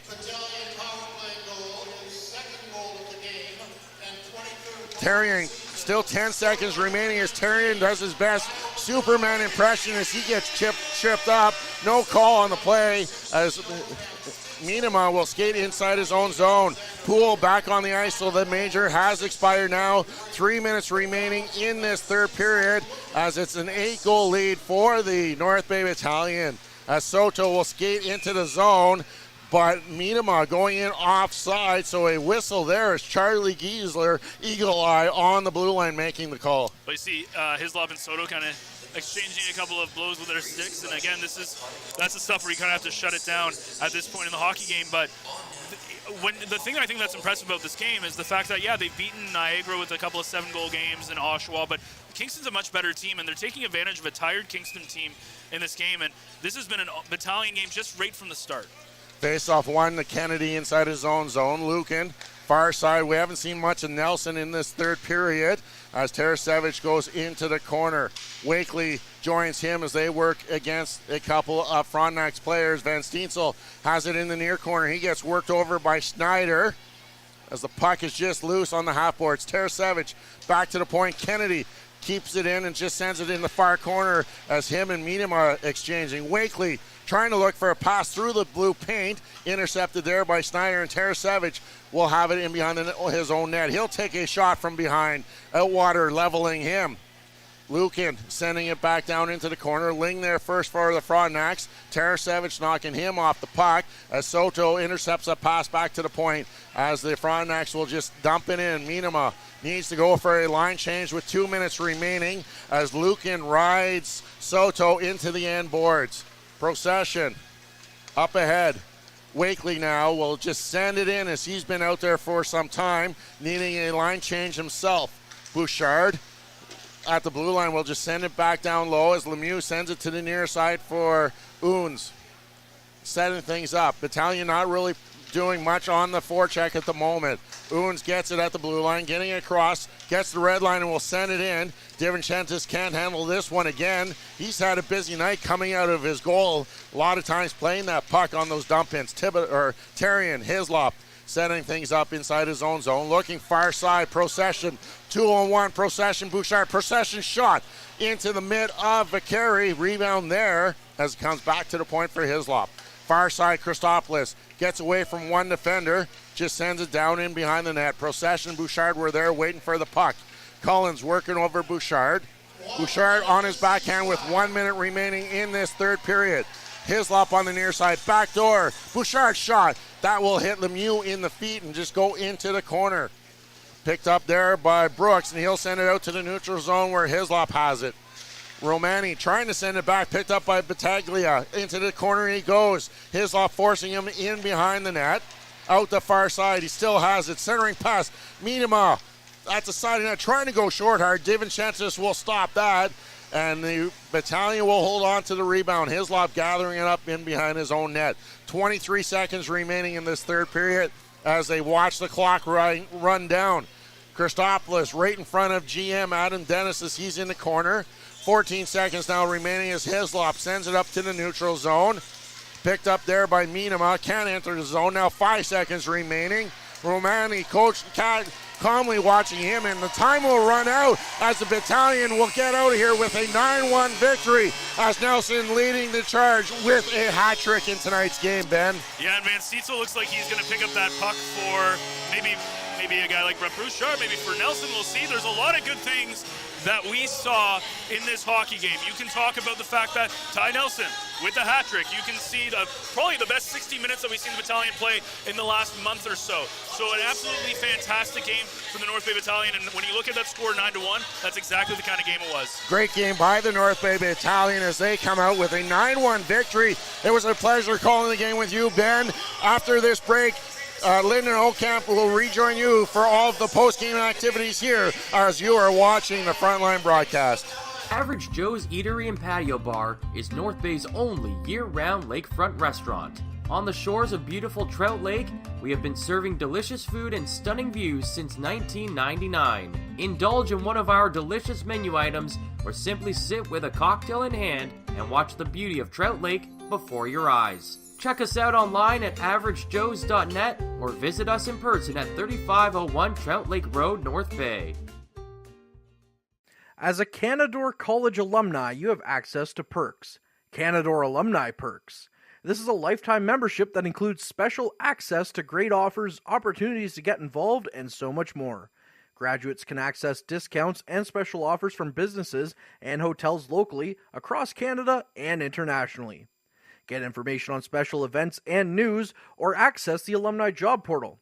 Keep in touch with Canadore's alumni office. Visit canadorecollege.ca/perks. Great things happen here.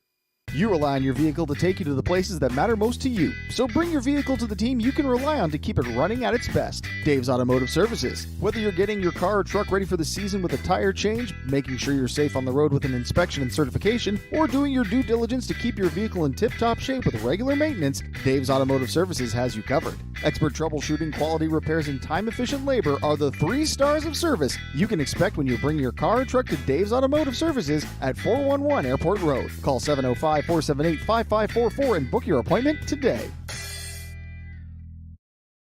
The Frontline Podcast, Season 3. Courtney Kenny, Matthew Sukram, Derek Lindemann, Bob Coles, and Ben Long bring you closer to your favorite teams like never before. Covering everything to do with hockey in the North Bay area, exclusive interviews with the North Bay Battalion staff and players, expert analysis on the OHL, NOJHL, and more, keeping you up to date on all things Voodoos, Trappers, Lakers, and more. It's a new season, it's a new adventure. The Frontline Podcast Season 3. Available wherever you download your favorite podcasts. And welcome back once again inside North Bay Memorial Gardens as the North Bay Battalion wrap up a 9-1 victory over the Kingston Frontnacs. They finished off the third period with 17 shots on goal for a total of 45, while the Frontnacs had 12 for a total of 27. And in the scoring summary, the period began with Anthony Romani scoring his 13th of the year from Ethan Precision at 2:44. Then the Kingston Frontnacs broke Dom DiVincentis' shutout with a goal from Ian Lemieux, assisted by Ethan Medema and Matthew Soto at 11:15. And Battalion, Kyle McDonald gets his second of the game, assisted from Van Steensel and Lucan on the power play at 16:13. And now let's take a look at our Dave's Automotive 3 stars. Tonight's 3 stars is brought to you by Dave's Automotive Services, 411 Airport Road in North Bay. Expert troubleshooting, quality repairs, and time-efficient labor are the 3 stars of service you can expect from Dave's. And I'll bring in Ben Sargent here as we talk about our 3 stars. The third star from the North Bay Battalion, number 11, Liam Arnsby. The second star, Kyle McDonald, also from the battalion. And the first star with a hat trick tonight, number 24, Ty Nelson. Yeah, and what a fantastic game by all. There's so many plot points in this game that you could talk about. We could talk about the fourth line playing fantastic, but if you look at those 3 players, I think that's a good representation of some of the guys who played the best. Liam Arnsby's first game back since the January 5th. He played absolutely fantastic. 3 points with a goal in there as well. He really looked strong. He really looked like a good glue for that third line as well. Kyle McDonald getting 2 goals. Again, we talk about him scoring in bunches. He scores 2 goals, including a power play goal. And Ty Nelson, first time in 8 years that a battalion player, defenseman, scores a hat trick, and he looked absolutely fantastic. 2 of those on the power play, and I think that's all you really need to know about the way that the battalion played in this game. It was all about the power play with 3 of those goals, and they just played a solid 60 minutes from the start of this game all the way to the end. They were the better team. Yeah, you mentioned that battalion power play, going 3 for 4, technically on the major penalty, getting scoring on 3 opportunities basically. And yeah, I would agree with you that the 3 stars provide a pretty good summary of this game for the North Bay Battalion. One thing I did want to mention, that we saw that on that major penalty, first of all, a scary moment for Jacob Therrien, and then it was nice to see the fourth line getting some reps out there on the power play. Yeah, I thought at first that Ryan Hulan was just going to go with his regular lineup with a 5-minute major and not needing to get any goals there. So it was really nice to see guys like Procession and Therrien and Bouchard getting some time. Even on the defense, we saw Lucan and Kennedy getting some time as well. But I think he kind of went back to his normal power play, because we did see Van Steensel, centering with Romani and McDonald as well. So that was kind of an interesting look. But I think it was nice this is the kind of game where you have the chance to go and do some things that are different. And I think getting that fourth line a lot of minutes, they deserve it. They've played really well. Obviously, Therrien coming back after that kind of scary hit. We'll have to see if Hughes gets any disciplinary action after getting not just a 5-minute major, but also an ejection from this game as well. So we'll see if anything comes down from that. But overall, I think, again, if you're the Battalion, you didn't get any injuries, which was good. You didn't have anything that went bad, and you put 9 goals up against a formidable team that, yes, they are tired, but the Battalion really played like the team that they should be playing.